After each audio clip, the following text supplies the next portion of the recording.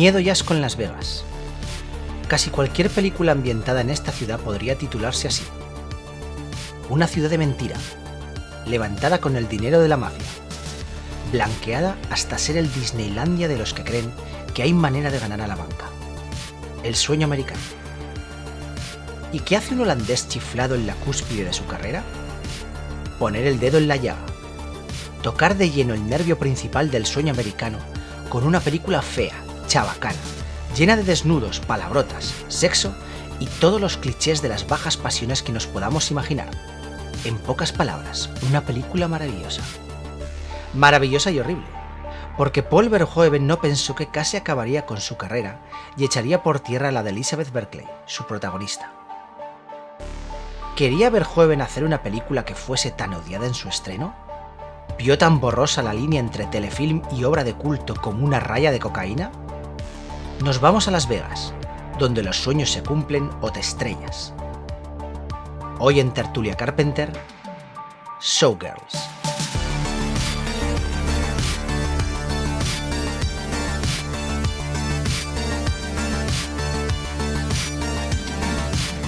Tras esta editorial de nuestro tertuliano biónico con música de nuestro adorado Nightcrawler, arrancamos. Hola Víctor Forniés. Hola, buenos días chicos.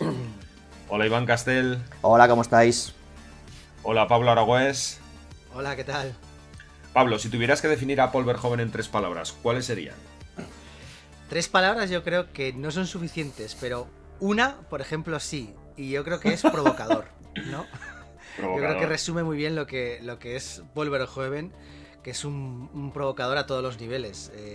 Le gusta meter cizaña, le gusta poner el dedo en la llaga y le gusta arrojar la carnaza, ¿no?, a la vista de todos. Cuéntanos, Paul Verhoeven, ¿qué significa para Pues, ti? A mí es un director que me entusiasma, sobre todo cierta etapa suya, ¿no? Yo creo que hará unos, no sé, alrededor 2005 así me dio muy fuerte por él. Y la verdad es que es un tío muy interesante porque tiene como 3 fases, digamos, en su filmografía.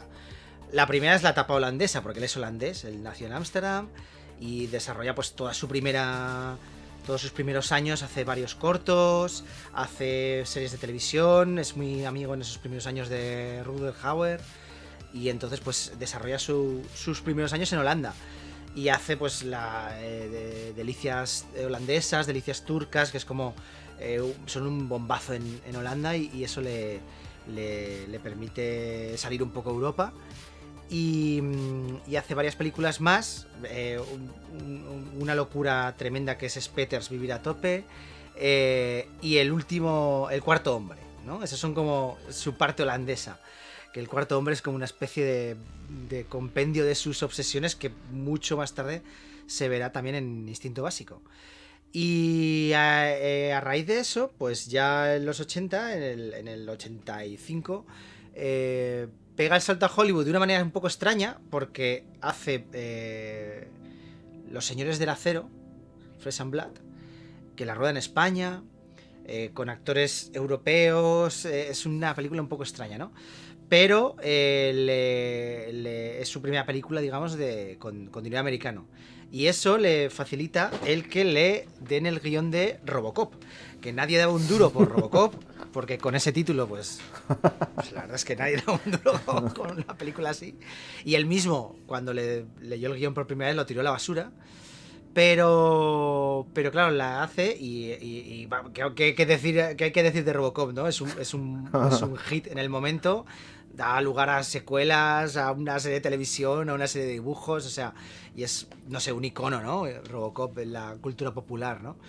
Y entonces ahí tiene como su segunda etapa, que es Robocop, Desafío Total, Instinto Básico, hasta que mete la pata de lleno y se cae por las escaleras que con Showgirls, ¿no?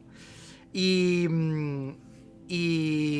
digamos que hay una coda a esa etapa que son Starship Troopers y El Hombre Sin Sombra. Y ahí ya, yo creo que ya se le cierra la puerta de todos los estudios y entonces tiene que volver a Europa. Y vuelve a Holanda, hace el Libro Negro, esta película sobre la resistencia holandesa a los nazis y demás.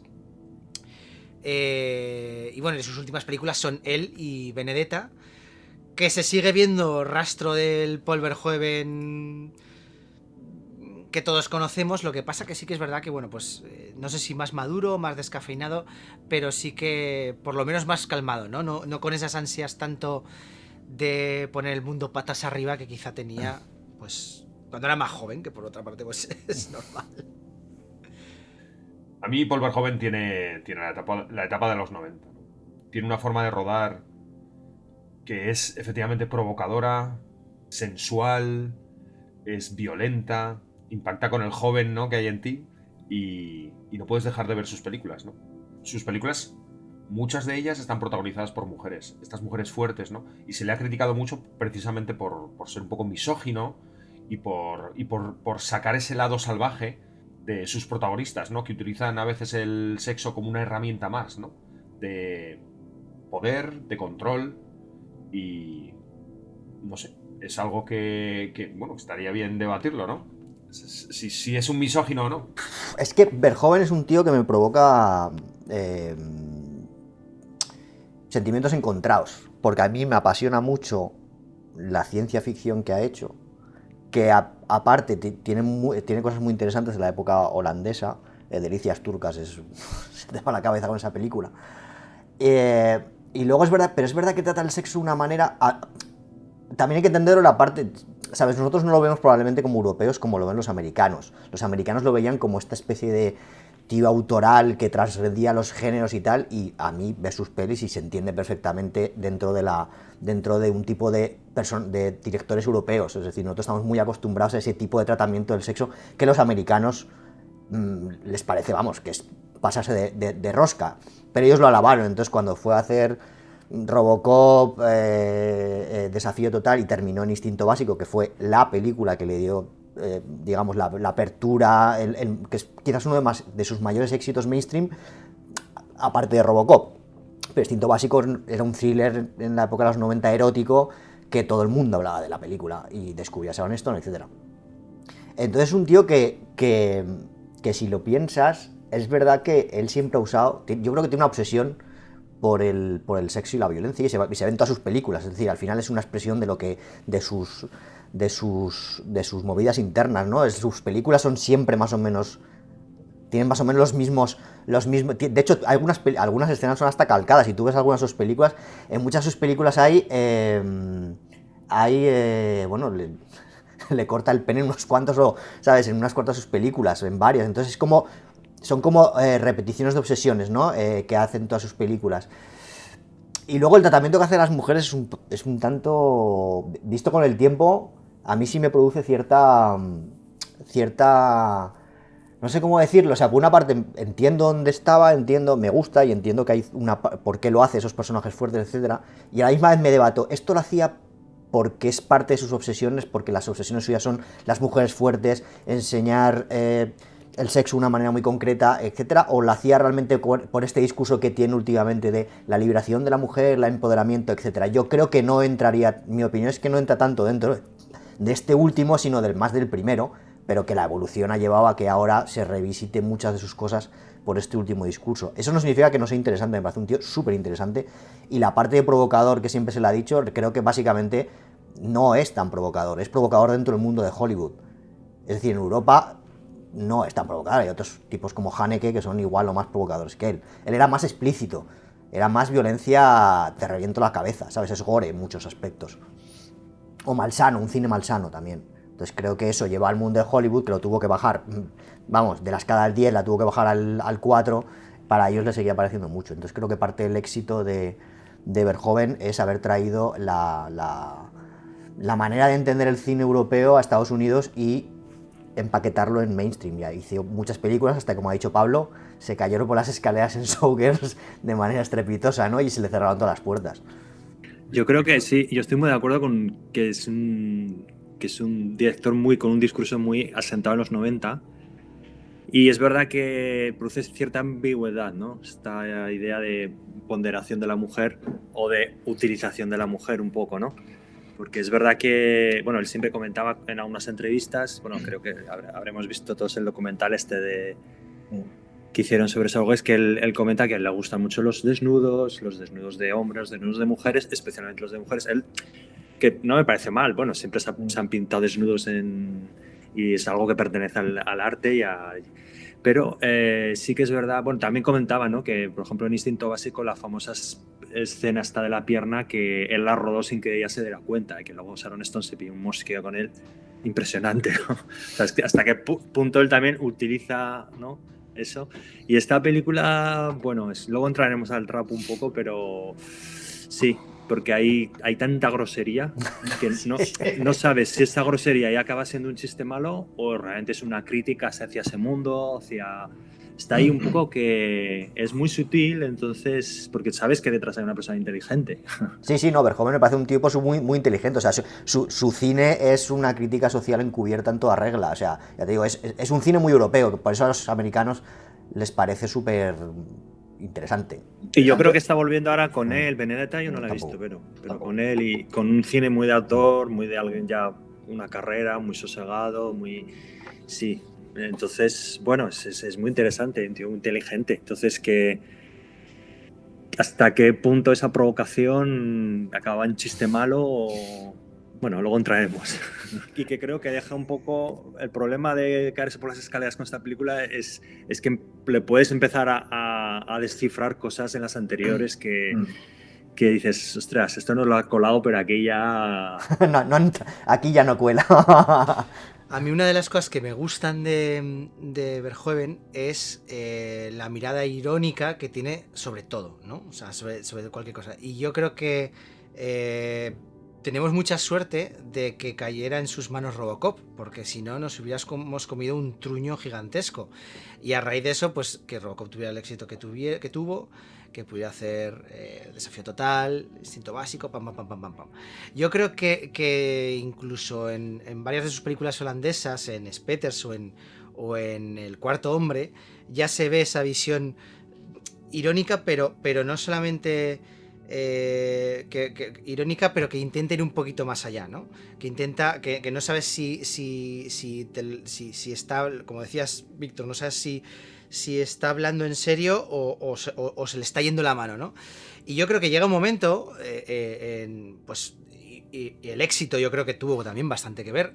Por un lado, pues porque se le permitiría hacer lo que él quiso y al no tener ciertas barreras, pues estuvo más descontrolado, y por otro lado, pues porque obviamente, pues no sé, él se juntaba con Joe Sterzas, que ya hablaremos de él, pero a estos dos amigos les gustaba el alpiste mucho y entonces pues imagino que eso influiría, ¿no? en el tipo de decisiones que tomaron, y por ejemplo les llevaron a hacer Showgirls, y que incluso llevó Verhoeven más allá en Starship Troopers, porque yo recuerdo cuando salió Starship Troopers que todo el mundo se esperaba, no sé si una guerra de las galaxias, pero se esperaba una especie de aventura épica cercana a Desafío Total, pero más en esa línea, ¿no?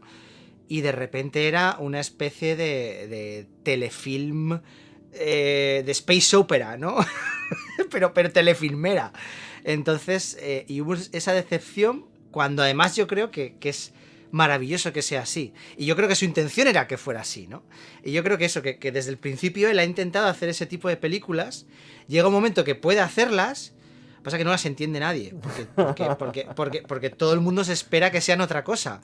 Y entonces ahí yo creo que es su decepción, y por eso el tío repliega las tropas, ¿no? Y se vuelve a Europa y se vuelve, dice, ¿qué puedo hacer? Porque esto no funciona, y como dice Víctor, dice, pues me pongo el traje de autor y hago películas más de autor, porque si hago lo que yo creo que es interesante, no lo acepta nadie, ¿no? Porque toda esa serie de películas, Showgirls, Starship Troopers y El Hombre sin sombra son absolutamente incomprendidas. O sea, entonces yo creo que él, a mí me gusta mucho esa mirada que tiene irónica. Yo creo que la mirada que tiene sobre el sexo no es una mirada erótica, no es una mirada ni siquiera lasciva. Yo creo que es una mirada irónica. Yo creo que que es una mirada como quien mira un cacho de carne en la carnicería, ¿no? No tiene una mirada sobre el sexo como puedan tener otros directores. Comparte, por ejemplo, con Kubrick muchas cosas del miedo y el deseo, ¿no? O sea, tiene muchas cosas del miedo y el deseo con Verhoeven. Pero, por ejemplo, la mirada que tiene Kubrick sobre el sexo es muy diferente de la que tiene Verhoeven.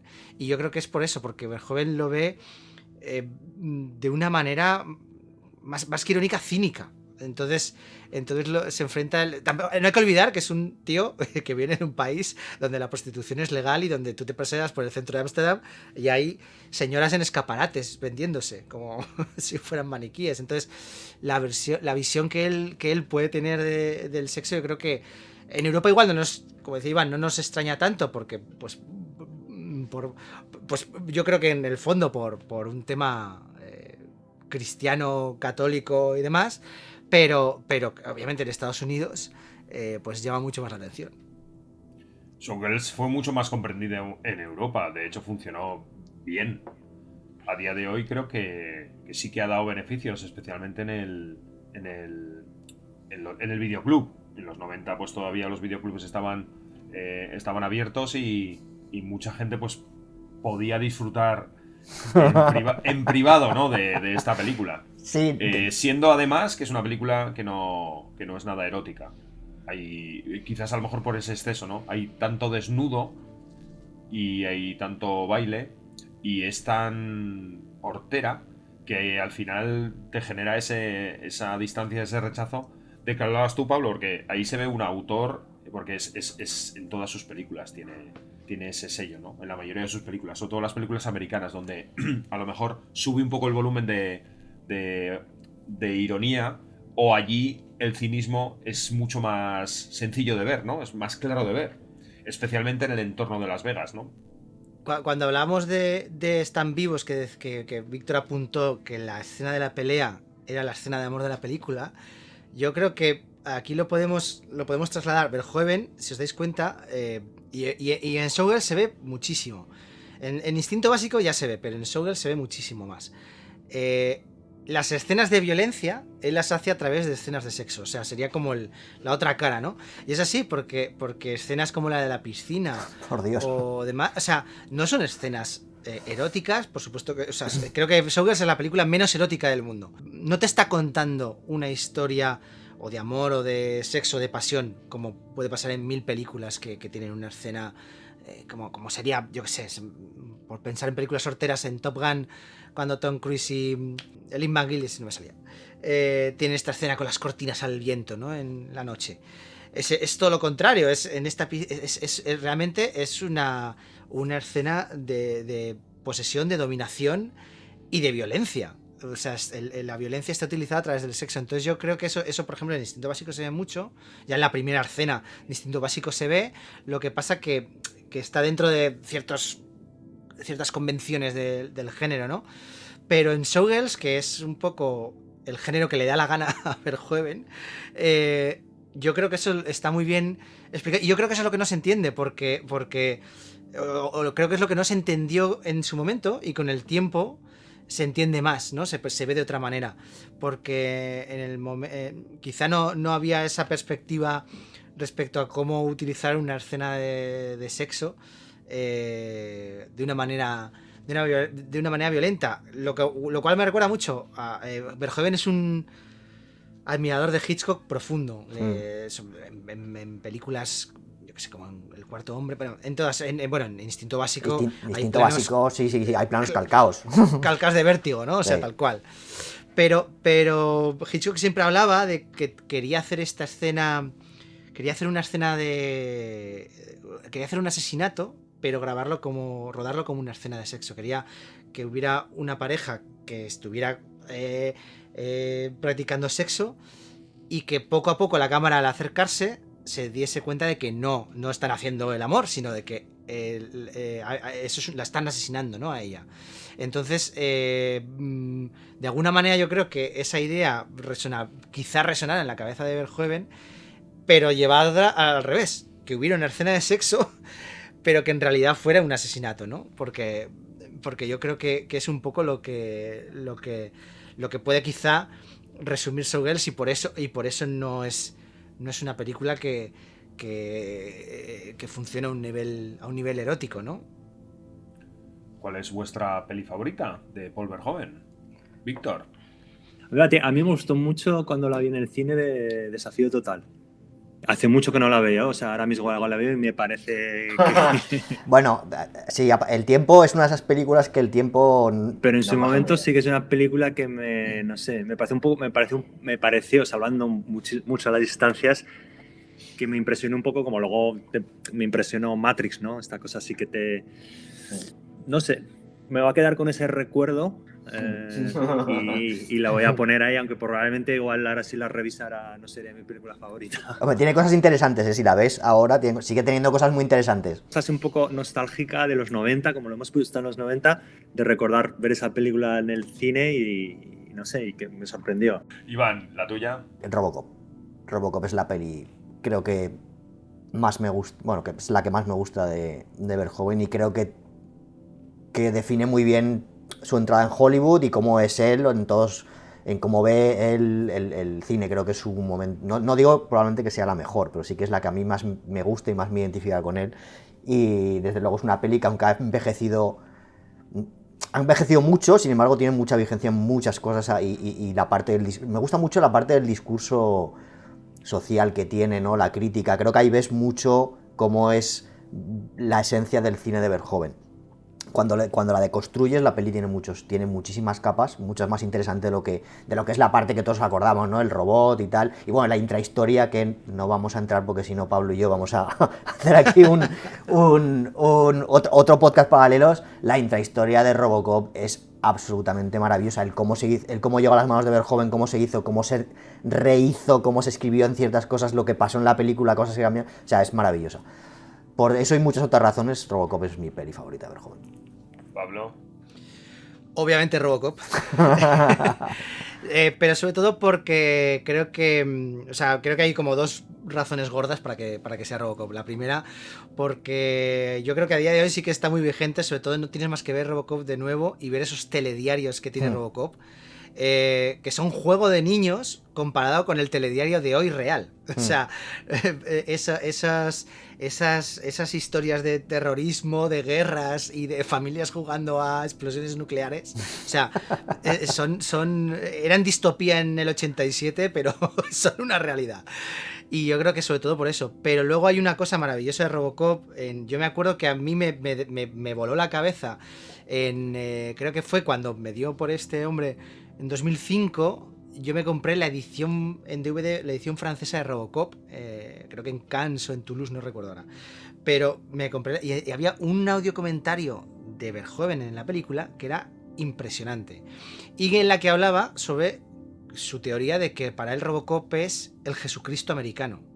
Que él al final se convenció de hacer Robocop porque pensó que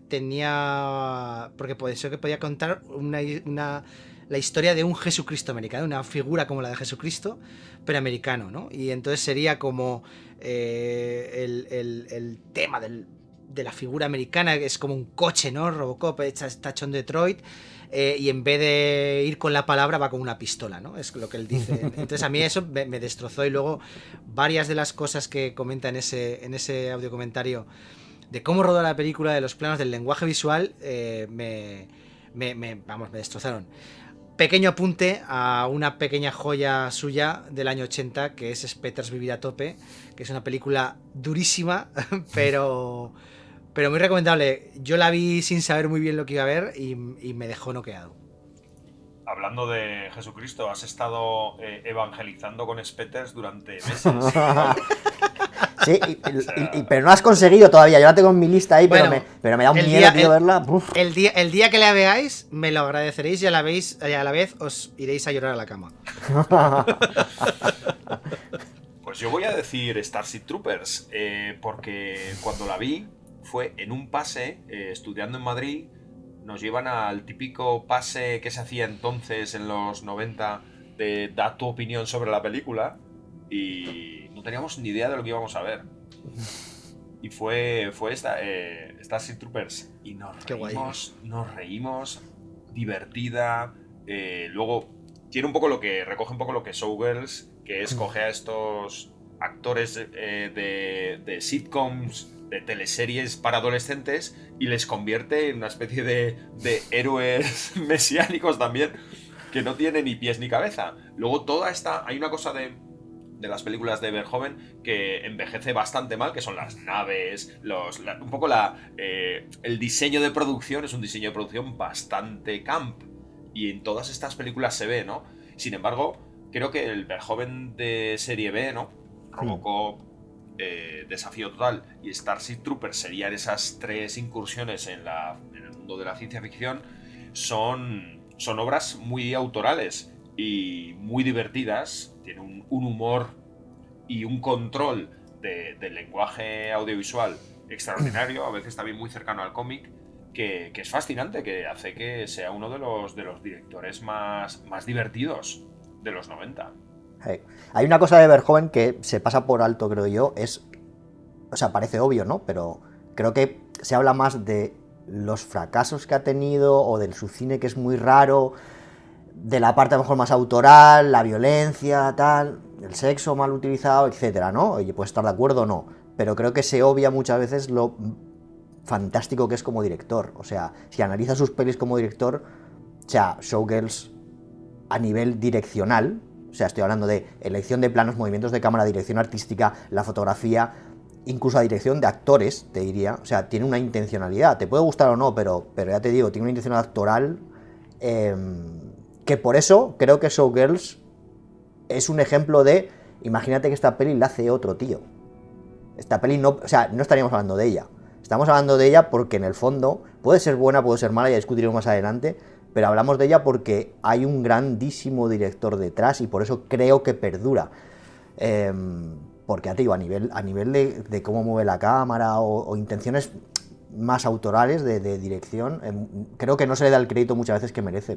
Pero eso le pasa, quiero decir, por ejemplo, se ve también, o sea, se ve claramente ahí y se ve en otras películas suyas, y por ejemplo se ve en Robocop, que tiene 3 secuelas, y la primera, o sea, si las ves, las dos secuelas, ya no es por la historia, no, simplemente es que las 2 secuelas es que no valen una mierda. Y la primera es como una rara avis, ¿no? Entonces dices, si hubiera caído en manos de yo qué sé, de cualquiera, ¿no? De cualquier otro director de acción de esos años, hubiera sido una peli, hubiera sido un Comando, ¿no? De Schwarzenegger, o una cosa así, ¿no? No hubiera tenido mayor trascendencia, ¿no? Y de repente cae en manos de Verhoeven y se la lleva a su terreno y hace esta especie de sátira política y social, ¿no? Que luego en sus 2 secuelas, cuando intentan copiar ese tono irónico, o sea, no llegan, y no llegan porque no tienen esta mala leche que tiene Verhoeven y que se ve. Y yo creo que luego también hay otra cosa, lo comentaba Carlos hace un momento, la elección de actores, por ejemplo, de Starship Troopers o de Showgirls. Yo creo que hay un momento, a mí me da la impresión, no lo sé, no sé si es una cosa... O sea, no sé por qué, pero por ejemplo lo veo en Verhoeven, en esa cúspide de su carrera, ¿no? Después de Robocop, Desafío Total, Instinto Básico, y que toma esta elección, este giro a la en redondo hacia el, no sé, hacia el muro. Es como el camión de Sorcerer, ¿no? Que se mete por el puente este peligroso. Igual que Fincher, porque Fincher también, en un momento que podría hacer lo que le diera la gana, coge y dice, voy a hacer Perdida, que si la ves es una especie de telefilm, y a mí me da la impresión de que, no sé si quizá porque son directores que llegan a un momento con tanto éxito, reciben una presión para hacer algo tan mainstream, para hacer un Titanic o para hacer una cosa muy mainstream, y entonces ellos quieren ofrecer una mirada irónica o cínica sobre eso. Es decir, ¿quieres mainstream? Te voy a dar 2 tazas. Voy a hacerte un telefilme, pero de $100 millones, ¿no? Y es la impresión que me da, quizá no, pero es la impresión que me da a posteriori viendo, por ejemplo, Showgirls y Perdida, ¿no? Que veo ahí cierta conexión en historia, en todo eso nada, pero sí que a la hora de cómo un director se enfrenta a su película, ¿no? De decir, voy a coger un género denostado como es el telefilm y voy a hacer de él una obra de arte, ¿no? Y a mí me parece que con Showgirls y con Starship Troopers es lo que quería hacer él, era coger y decir, voy a hacer un telefilme de calidad. En momentos lo consiguió, en otros momentos no, y sobre todo no se entendió, porque realmente pasa eso. Tú ves Showgirls, incluso la ves a día de hoy. Yo Showgirls, no sé, la habré visto unas 15 veces, sin exagerar. Y es una película que me gusta, y que a lo largo del tiempo me gusta, y cuanto más la veo, más aristas le encuentro y más me gusta. Y me gusta precisamente por esa imperfección que tiene de que no sabes muy bien si te está tomando el pelo o no, ¿no? Y que cuanto más veces las ves, dices, hostia, es que sí que me está tomando el pelo, pero además, cuando pienso que me está tomando el pelo, me doy cuenta de que todavía me lo está tomando más. El otro día, cuando la volví a ver, me di cuenta que no voy a parar a pensar nunca, cuando ella llega por primera vez al espectáculo está en el camerino. El show de antes de ellas son unos monos. El show antes de que salgan ellas al escenario, hay unos monos.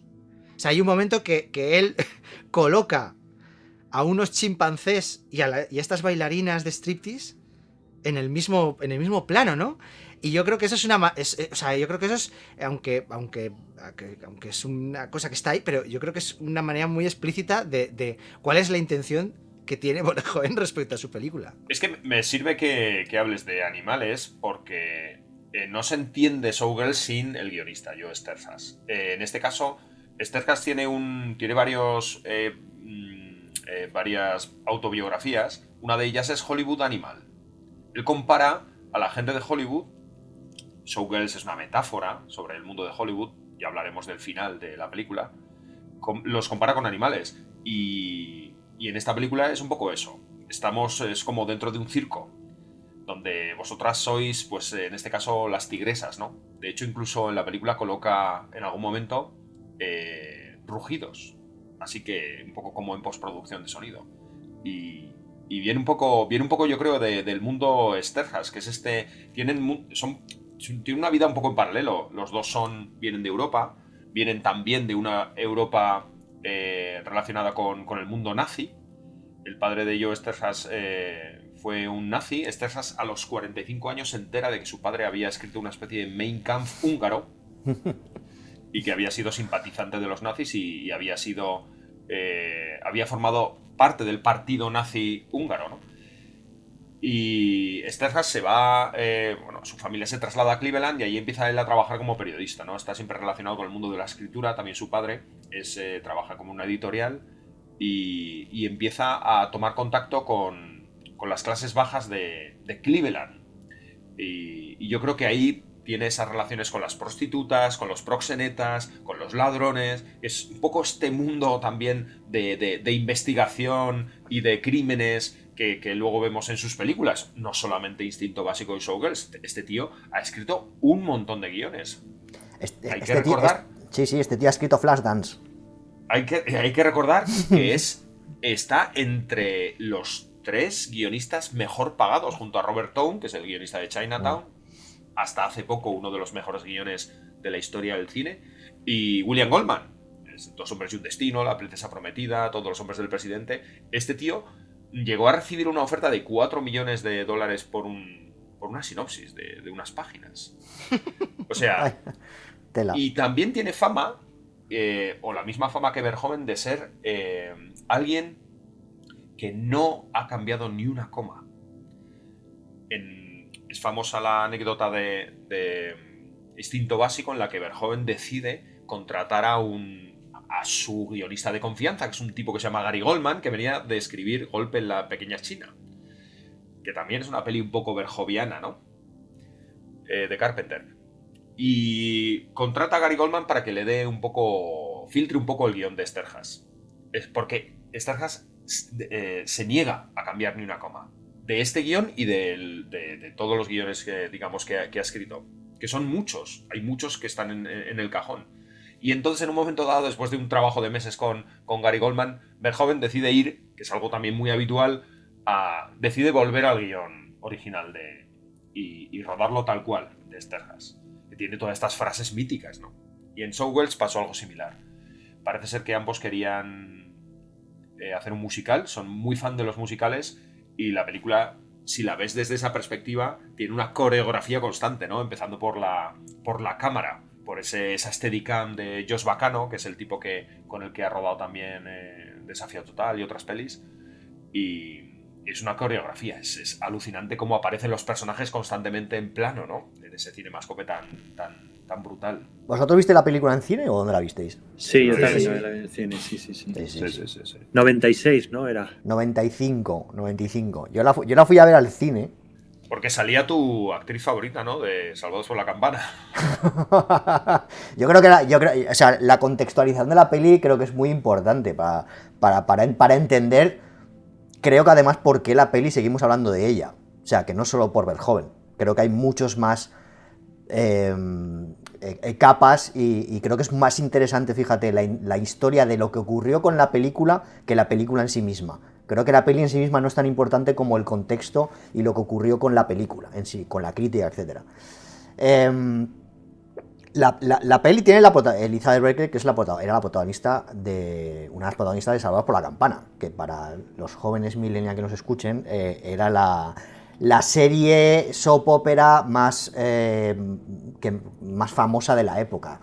Era de la cadena NBC, estuvo hasta el 93 y bueno, pues básicamente era pues como la precursora de Sensación de Vivir después, o sea, para que entendamos un poco al salir de clase, ¿no? Era un poco el al salir de clase, ¿no? Sí, era lo que veía básicamente todo el mundo y como, o sea, estamos hablando de gente que se llevaba en las carpetas, o sea, era realmente gente muy famosa.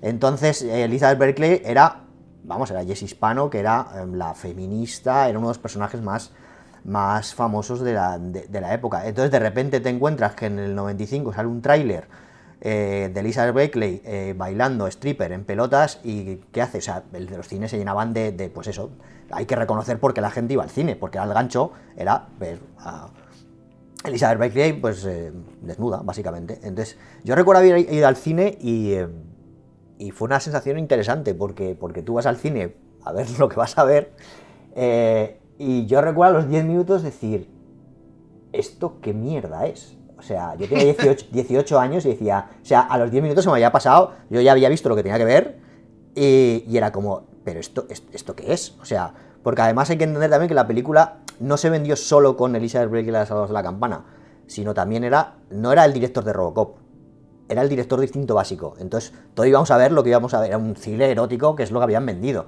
la película más tórrida de la historia. Y lo que te encontrabas era un espectáculo absurdo y que no, yo recuerdo que haberme venido el cine, o sea, como es la primera sensación de... Bueno, de hecho había un señor que ahora tendría mi edad, que estaba allí viendo la película, que ahora me pregunto, ¿fuiste a ver la película con 40 y pico años? Que, ¿sabes? Y que se quedó dormido. ¿Sabes? Estaba ahí dándolo todo ahí las actrices y el señor estaba ahí roncando, literal. Entonces, bueno, creo que dice un poco de... Y luego la película, cuando salíamos, todo el mundo decía lo mismo. La peli era completamente esto que acabamos de ver. O sea, vaya mierda, ¿no?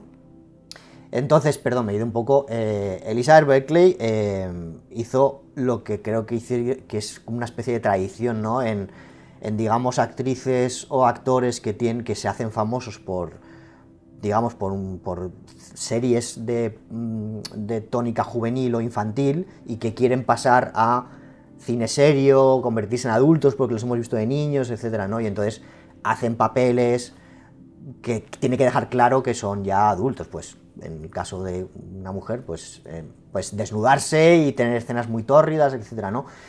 Y lo que yo creo que para ella iba a ser la búsqueda de ese papel que le iba a hacer eclosionar como futuro talento, pues le salió muy mal y le enterró su carrera completamente. De hecho, si tú ves la filmografía de Elizabeth Berkley, bueno, yo no sé vosotros si teníais alguna idea de qué era de esta mujer. Yo hasta que no me puse a revisitar un poco la película no sabía ni que seguía actuando. Yo tenía la idea de dónde venía, porque me acuerdo mucho de Salvados a la Campana, ese personaje, ese paso que da, que yo creo que desde luego ahí fue muy listo Verhoeven, ¿no? Porque también creo que hay cierta ironía ya no tanto en lo que se cuenta en la película, sino lo que hay detrás, lo que dices tú, en como una actriz que viene de ser un personaje así muy, muy conocido para los adolescentes de una serie, pasa a hacer su película a dar ese salto, pero de esta manera, haciendo esta película, o sea, ahí creo que hay también más, o sea, la película creo que sobresale también por ahí, ¿no? Y es verdad, y yo el recuerdo que he tenido siempre es que le hundió, o sea, que está, Sí, que sí. prácticamente ha desaparecido, sí que ha hecho cosas, pero... Esta mujer sale en algunas películas, creo que sale en la maldición de Escorpión de Jade, en una de Oliver Stone, pero son papeles Un siempre domingo como- cualquiera, en un un domingo domingo cualquiera, pero son papeles ultra mega secundarios, son apariciones y demás.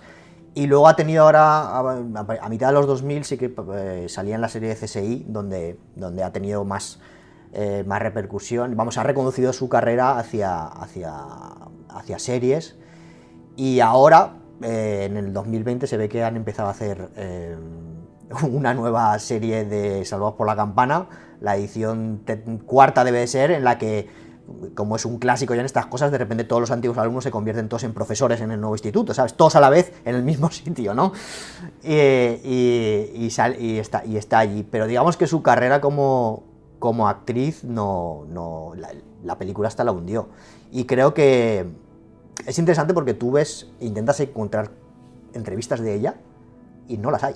O sea, ella desapareció completamente de la faz de la Tierra porque la vilipendiaron de una manera descomunal, porque también hay que tener en cuenta que las críticas, yo no sé si os acordáis, pero las críticas de la época no eran tanto con la película. Sí, la película era mala, pero siempre eran contra ella. La ha hundido esta chica, no sabe actuar, tiene un cuerpo tremendo, pero no sabe actuar. Siempre era lo mismo, el típico de casi todas las críticas iban por ahí. Son más expresivos sus pezones que su cara, ¿no? Cosas así, o sea, son muy machistas. Muy machistas y muy destructivas. Y a mí lo que me parece muy interesante, visto con retrospectiva, en aquel momento, pues lo que os comento, ¿no? Y en aquel momento tendría que 18 años cuando la vi, una peli mala, donde salía Casa bajo la campana, te olvidas de ella y a otra cosa, ¿no? O sea, no es una peli que yo haya dicho, oh, Dios mío, Showgirls. Sin embargo, siempre te acuerdas de cosas, ¿no? Pero bueno, creo que lo más interesante de esta película es el comentario social, no de la película, sino de lo que dice la sociedad de cómo maltrató a esta chica. Es decir, es muy misógino porque todos han salido rositas. O sea, Verhoeven habrá tenido una carrera que ha declinado, pero él nunca se le ha dicho, se le ha tenido como mal director, incluso habiendo hecho una peli que, digamos, de manera objetiva es una mala película.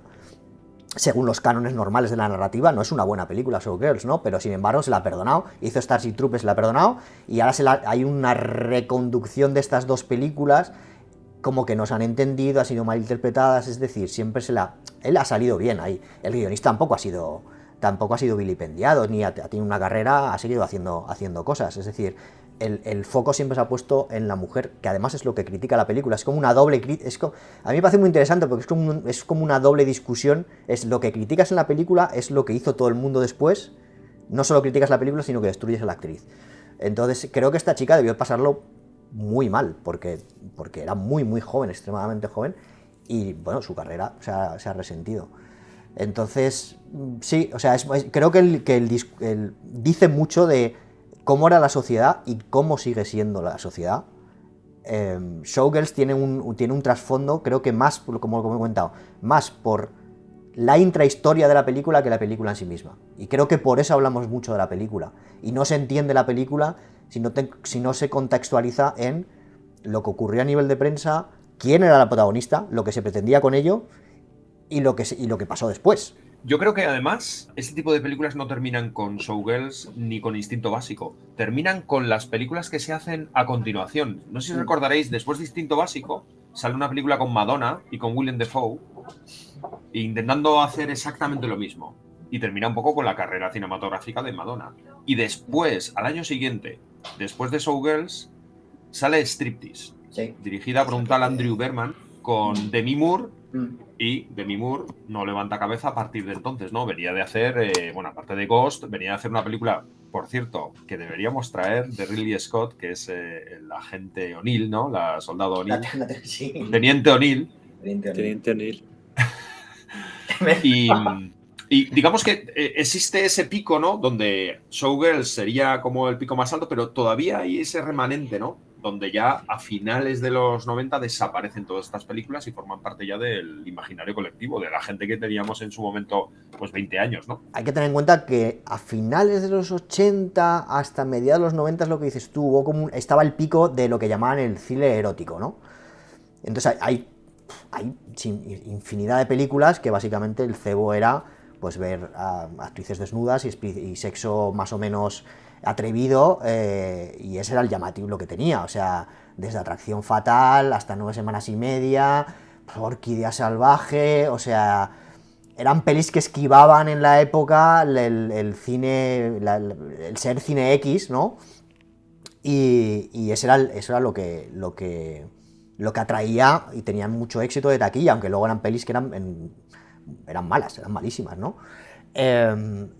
Y creo que Showgirls da justo en el momento en el que eso ya está mega acabado y ya no daba más de sí. Es como los fuegos artificiales, ¿no? Esta película es como decir, bueno, ahora ponemos toda la carne, nunca mejor dicho, aquí, Sí, y las vísceras, todo, y ya está. Ya os podéis ir a casa y daos cuenta que así no vamos a ningún lado con esta película de los fuegos serios. Contra más le doy vueltas un poco lo que decías tú, Iván, ¿no? A la película y al contexto, más inteligente veo a ver joven, ¿no? En muchas cosas. Y sobra y manipulador. Yo creo que Verhoeven tiene este punto ácido, este punto retorcido, y tiene esta manera de dirigir un poco por las anécdotas y todo lo que se cuenta, que no hay que esconderlo, es un poco manipulador. Sí, cuando, bueno, la película ganó los Razzies, ¿no? Y fue a recogerlo, y él fue, que me parece maravilloso. El director que fue, y se claro. ¿no? Y participó, y claro, la gente, bueno, le aplaudía con las orejas ahí, porque decían, bueno, que tiene sentido, me pareció muy inteligente lo que hizo, ¿no? Decir, bueno, vale, hecho la peor película, pues bueno, pues van a premiar por ello, estoy contento. O formo parte de ese show, que es lo... hay una frase, ¿no? En la película de el show debe continuar, ¿no? Show must go on. O sea, hay estas cosas así un poco de decir, bueno, chicos, a ver, es esto, pasa lo que pasa, hay que seguir, el show tiene que continuar y... A nivel de guión, hay una frase que dice, es una frase muy americana que dice, Elvis has left the building. Elvis ha abandonado el edificio.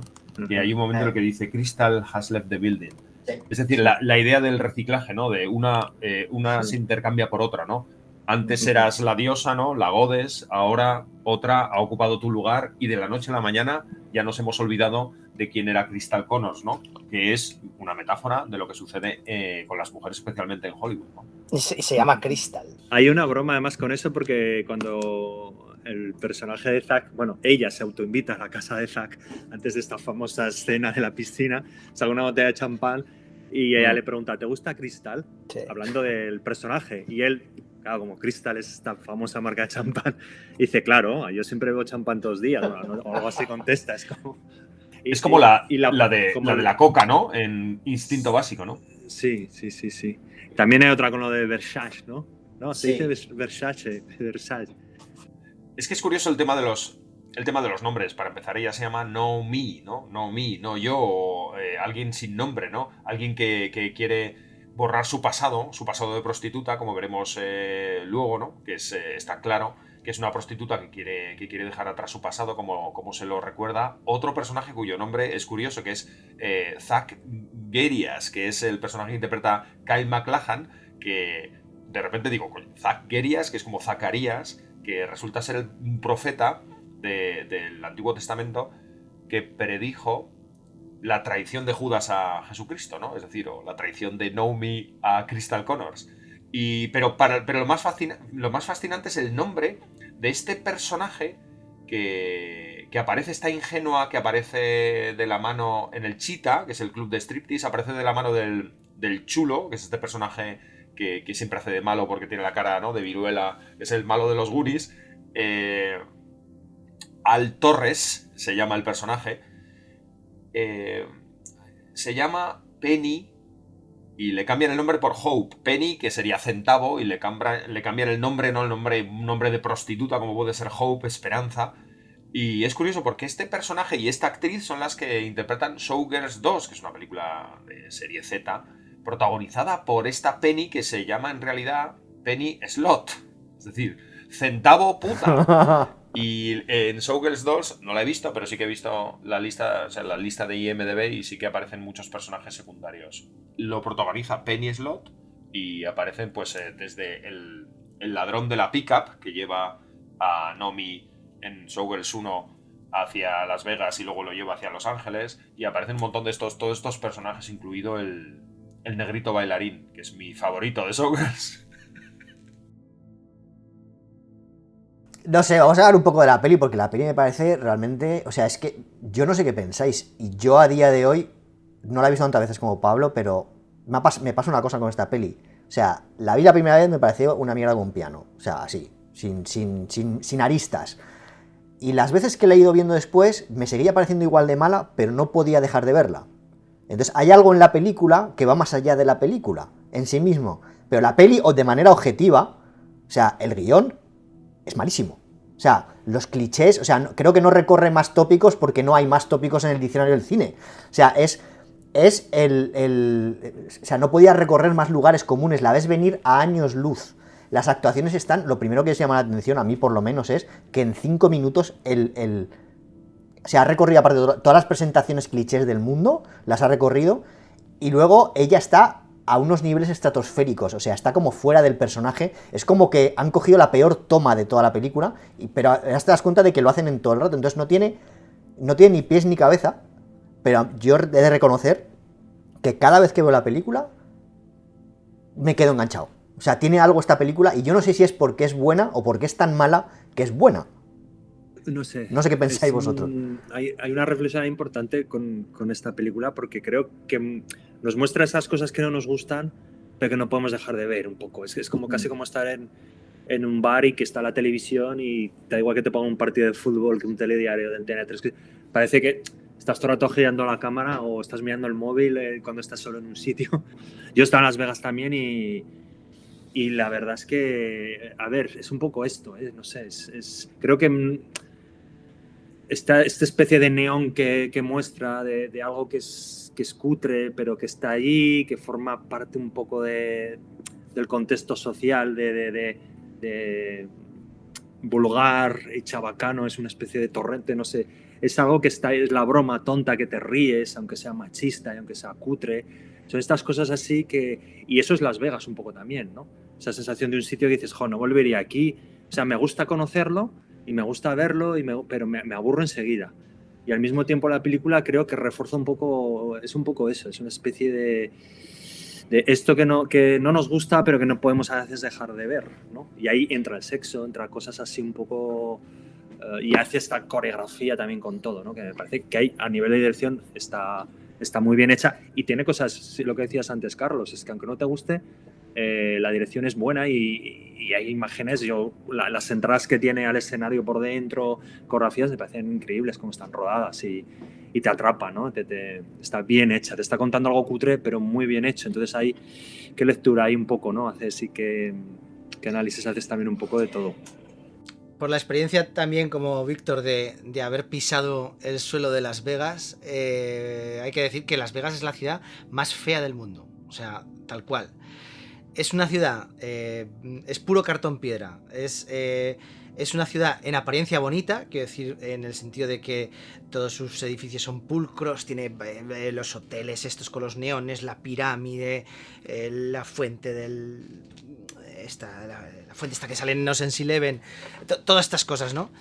Pero es una ciudad horrorosa, en la que tienes, o sea, en la que constantemente ves solares de viejos hoteles y viejos edificios que tiran para construir nuevas sorteradas y donde en el fondo todo está vacío, porque cuando entras en un edificio espectacular, yo por ejemplo cuando estuve me alojé en el Flamingo, y cuando entras es horrible, o sea, tienes que hacer como una cola de media hora para hacer el check-in en el hotel. Y vale más esa media hora ahí viendo a la gente que está haciendo el check-in contigo que cualquier otra experiencia que puedes tener en Las Vegas, porque ves una serie de personas tan diferentes, todas con el mismo propósito, que es intentar hacerse ricos y no lo van a conseguir, ¿sabes? Y ves yo recuerdo que tenía al lado como una familia pues de no sé, de granjeros o lo que fuera de Ohio, yo qué sé, ¿no? Que iban todos con el sombrero y las botas de vaquero y tal, y llevaban, o sea, estaban contando los billetes, no sé si serían de $1, pero los billetes sudados que se iban a gastar en el casino. Entonces, para entrar en cualquier hotel, por ejemplo, es que tienes que entrar por el casino. Te hacen pasar interminables pasillos de casino para entrar a cualquier hotel. Entonces, yo creo que, aunque sea una metáfora de Hollywood, aunque sea una metáfora del sueño americano, yo creo que igual que Hunter S. Thompson eligió inteligentemente Las Vegas para representar el fin del sueño americano en Miedos con Las Vegas, yo creo que Stezas y Verhoeven eligen Las Vegas para hablar de esta película cutre en una ciudad que es cutrísima. Y creo que igual que, o sea, que creo que Showgirls es la película que Las Vegas se merecía, porque es lo mismo, o sea, es el oropel totalmente, que parece una cosa adornada y bonita, pero en el fondo, por dentro, está vacío. Y yo creo que Verhoeven precisamente nos da esa sensación, o dio esa sensación. Yo recuerdo cuando la vi en el cine, que también fuimos el grupo de amigos del instituto, obviamente por el reclamo sexual, porque yo tenía entonces pues 14 años, una cosa así, y recuerdo que había chavales realmente entusiasmados y loquísimos. Y cuando acabó la película, todo el mundo salió decepcionado. Sin embargo, por ejemplo, yo recuerdo que cuando acabó la película dije, aquí hay algo más, no me entero porque tenía 14 años, no entendía que había, pero decía, espérate que me ha gustado. Y yo recuerdo que luego la alquilé y luego la vi varias veces y demás, y no sabía el qué, incluso hace poco pues veo esto de los monos, ¿no? Pero no sabía el qué, pero sabía que había algo, ¿no? Y creo que es un poco, o sea, que Las Vegas y Showgirls Showgirls es la traducción a cine de lo que es Las Vegas, ¿no? Y esa es la intención de Verhoeven. Por eso la película parece una película vacía, por eso la película parece un telefilm de mierda, por eso la película tiene estas actuaciones, estas interpretaciones estrambóticas, y por eso tiene todo este adorno, estos neones de palmeras en la piscina, porque realmente lo que te está diciendo es todo esto es falso, y estoy usando las armas del telefilme, las armas de la TV Movie, las armas del culebrón para decirte que lo que ves en tu día a día y lo que sueñas en tu día a día es una mierda. Igual, o sea, en el fondo es una extensión de los telediarios de Robocop. Los telediarios de Robocop eran una especie de sátira de lo que se veía en esos días, ¿no? De la era Reagan y de lo que se veía en esos días de la guerra del Líbano. Todas estas cosas traducidos a cómo podría ser el mundo dentro de 40 años, ¿no? Pero realmente Showgirls lo que hace es ir por el mismo camino, es decir, veis todos los días telefilmes super cutres, producís todos los días telefilmes super cutres, pues yo os voy a decir, os voy a ganar con las mismas armas, ¿no? Y entonces hace este teatro de representar esta cosa que parece que es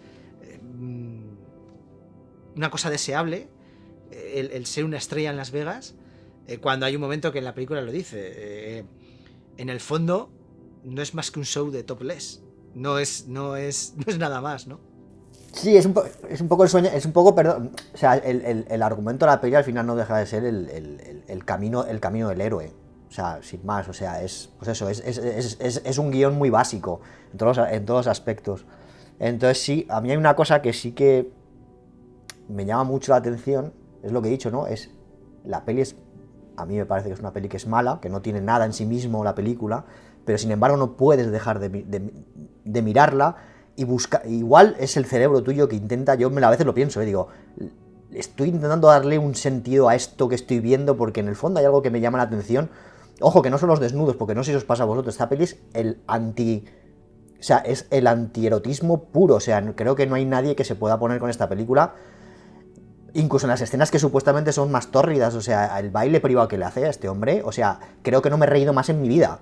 O sea, y la escena de la piscina, del sexo en la piscina, que lo que decía Pablo es una pelea, dices, ¿eso qué es eso? O sea, ¿eso qué es? O sea, que te pongo, o sea, es como hay neones, las palmeras detrás con las palmeras falsas detrás con neones, te echo champán por encima, o sea, toma, y más, y te pongo a ti justo debajo del chorro, y te hago posiciones completamente absurdas que jamás en la vida se tienen relaciones sexuales así, vamos, a no ser que quieras morir de algún tipo de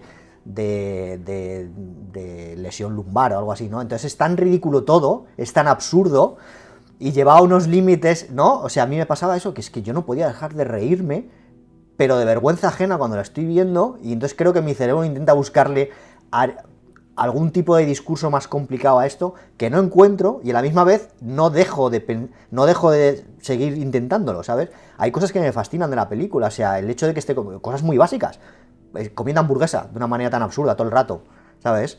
Las escenas no te las comes nunca, o sea, cuando está en el coche ahí, esa escena es de telefilm, o sea, es de soap opera, es súper básica, pero sin embargo, no sé, tiene algo la película que no se le voy a decir el qué, y no sé si es porque con el tiempo se está revisitando y se le está intentando dar un halo que quizás la peli creo que no tiene, es mi opinión personal, creo que la peli no tiene más injundia que la que es,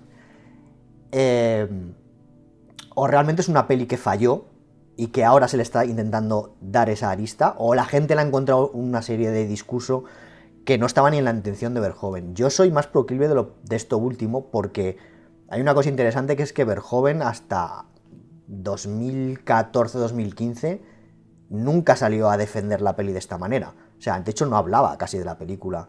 No decía que era una gran broma y tal. O sea, esto ha sido bastante reciente. La peli cuando salió, incluso con libro suyo y algunas entrevistas sesudas, incluso de la protagonista, decían que era una peli seria, que era vamos a hacer un drama sobre Las Vegas y la miseria humana y sobre salir de los bajos fondos y tal. Yo creo que es una peli que le salió mal. Teniendo en cuenta que siempre, sin olvidar que, y me parece que es muy de su cine, es decir, la crítica social de Verhoeven está ahí detrás, es decir, tiene mucha acidez, tiene muchas... O sea, su cine está ahí, pero creo que él quería hacer una peli, seguramente en un momento en el que él estaba muy endiosado, que acababa de hacer Instinto Básico, unas pelis más taquilleras, podía hacer lo que quisiera este hombre. Creo que él, junto con el guionista, que creo que es muy responsable, y de hecho después no se hablaban entre ellos cuando fracasó, porque el guionista acusaba a Verhoeven de haberla dirigido mal, y Verhoeven no decía ningún, ¿sabes? Entonces creo que estaba muy endiosado en ese momento y que seguramente la peli le salió bastante peor de lo que él creía, o que la broma o que le hizo más, vamos a decirlo de otra manera, yo creo que a él le hacía más gracia la broma que él quería hacer que lo que le hizo a la gente. Pero yo no estoy de acuerdo que sea una peli mala, ¿eh? Yo creo que una peli mala es cuando intentas hacer cuando tú ves una película que no tiene una intención, o que no tiene que tiene detrás, o sea, que detrás no tiene una mano que la sabe guiar. Creo que eso es una película mala.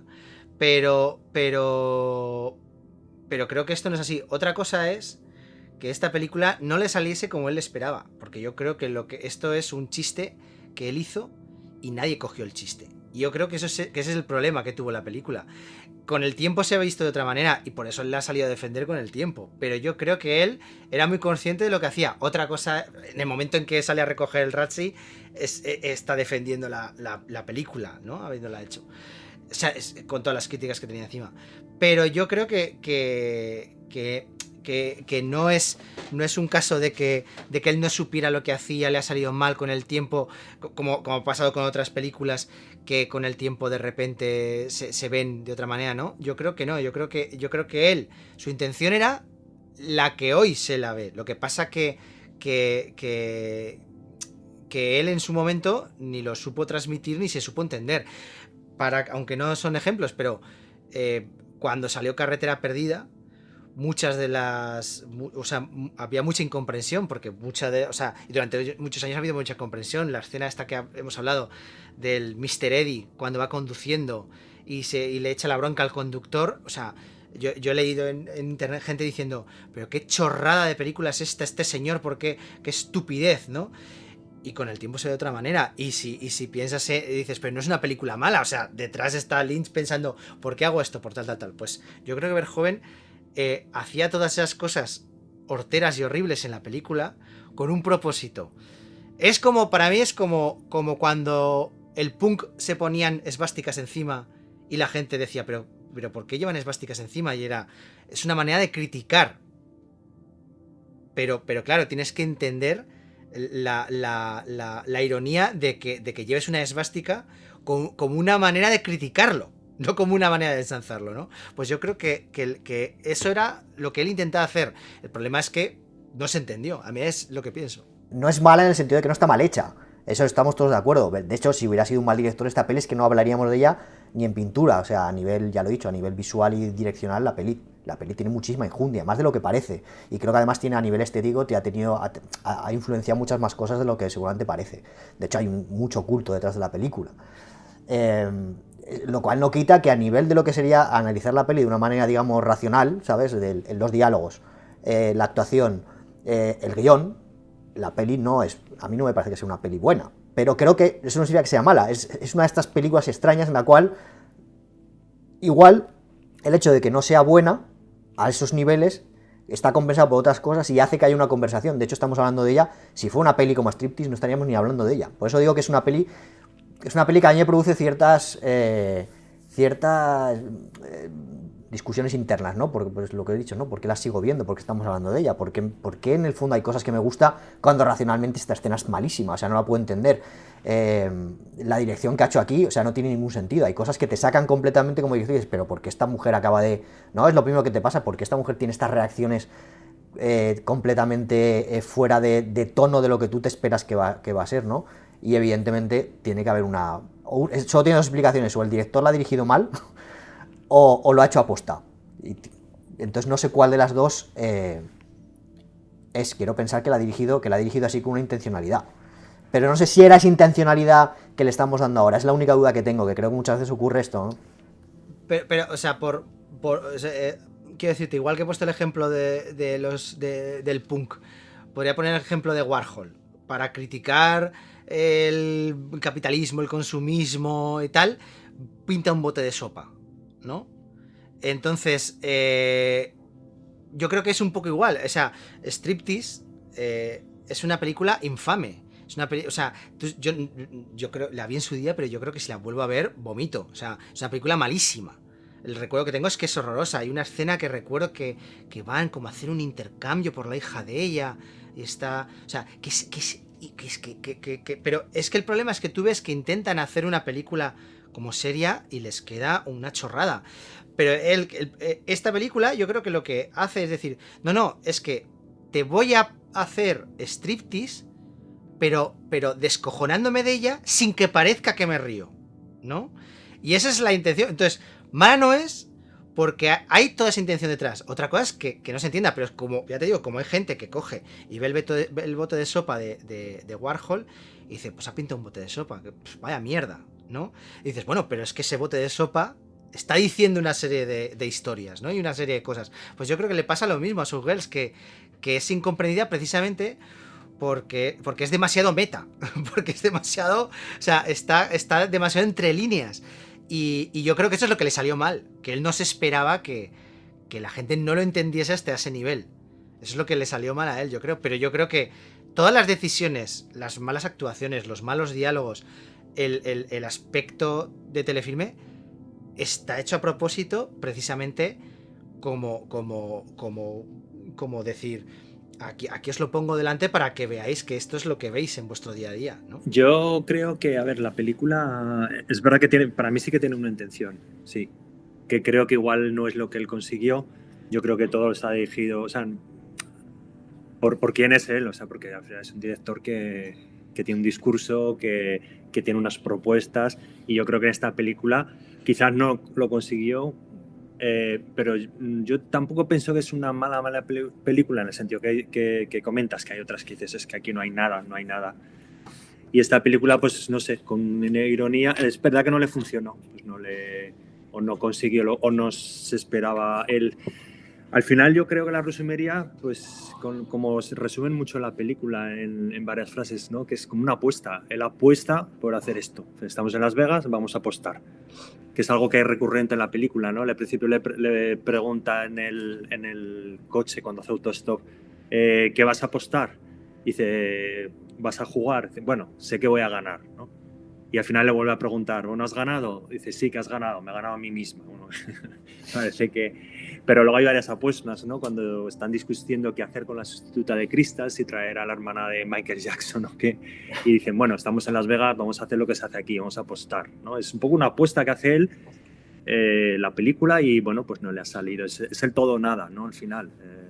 Me la juego con todo, o sea, si quiero hablar de esto, lo voy a hablar así, voy a ser cutre, voy a ser grosero, voy a ser excesivo en muchas cosas, porque esto es así, y me la juego, y al final pues no le salió bien la apuesta, pero creo que hay una intención, y eso sí que y una sinceridad en ese sentido, ¿no? Y eso es lo que sí que lo valoro, al margen de que haya cosas que hemos hablado a nivel estético y de dirección que para mí están bien, y que la película creo que te funciona en eso también, ¿no? Que entras y la puedes ver, te recuerdas cosas, pero creo que yo sí que le doy valor a esa apuesta que hizo en ese momento, de venir de instinto básico y decir, bueno, de quizás también conocer, ¿no? Porque a mí lo que me plantea también muchas veces es decir, esta gente que ha estado ahí en ese nivel, en Hollywood, triunfando, dice, es que habrán visto cómo funciona esto, o sea, y en parte, en cierta manera, querer contar eso, ¿no? Como decir, bueno, es Las Vegas, pero en el fondo es el paso previo a Hollywood, ¿no? A cómo funciona un poco el mundo este, ¿no? Yo estoy de acuerdo con Pablo. Paul Verhoeven es así. Es así. Es incapaz de hacer otra cosa. En este caso, lo que coge es el high concept, lo convierte en su visión del mundo, su reflexión sobre la sociedad americana. Esterhaz dice que quería hacer un guión moralista, pero no es lo que quiere hacer Paul Verhoeven. Un guión moralista es Striptease, que hoy en día sería una película de Netflix. Es la historia de una mujer que no le queda más remedio que trabajar en un club de striptease porque es una madre entregada. Pero es que Verhoeven no hace eso. Verhoeven coge a un personaje que no le gusta a nadie, que está obsesionada con las uñas, con los vestidos, con el poder, que utiliza el sexo como una herramienta de poder. No utiliza el sexo para gozar. Ella no tiene ningún orgasmo en ningún momento. De hecho, es casi una virgen. No toca las drogas. No toca a los hombres. Es que no los toca. Hay un momento en el que se besa con Kyle MacLachlan, pero es algo que es casi necesario para llegar a donde ella quiere llegar, que quiere ser la reina, ¿no? Y finalmente, una vez que lo consigue, lo deja todo, porque además, y ahí es donde igual es la parte más moralista, ella tiene unos principios muy claros, que es donde conecta con Paul Verhoeven y con Joe Esterhaz. Es que ella no se vende en ningún momento, pero en ningún momento. O sea, puede tirar por tierra su carrera cuando manda a tomar por saco a Crystal Connors, lo primero que hace. Manda a tomar por saco a Kyle MacLachlan, al subalterno, a la coreógrafa. O sea, es que a todos les manda a hacer puñetas y sin embargo ellos la necesitan, ¿no? La persiguen, se cruzan en su camino. Y eso es para mí lo fascinante de la película. Ver a un personaje que no nos interesa a nadie, cómo va claramente a por su objetivo, ¿no? Y son este tipo de personas que ha conocido Joe Esterhaz, que ha conocido Verhoeven. Gente que le gusta el lujo, gente pero que tienen unos principios muchísimo más profundos de lo que parecen, ¿no?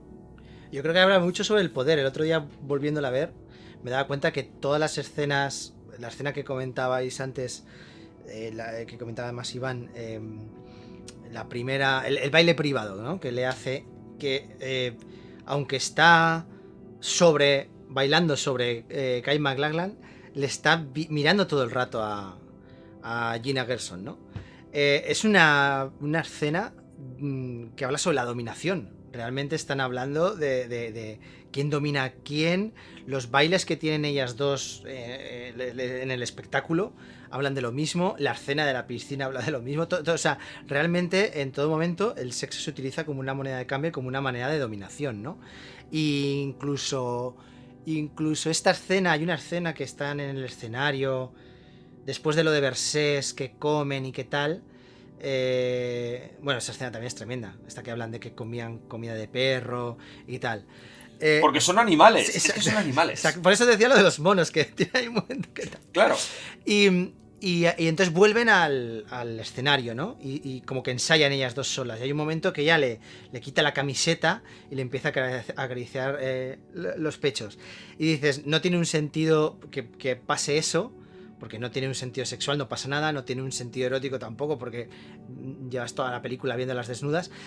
Tiene un sentido de que habla sobre que ella le está diciendo, está hablándole sin decirle nada y le está diciendo, puedo hacer esto contigo porque la que mando soy yo, ¿no?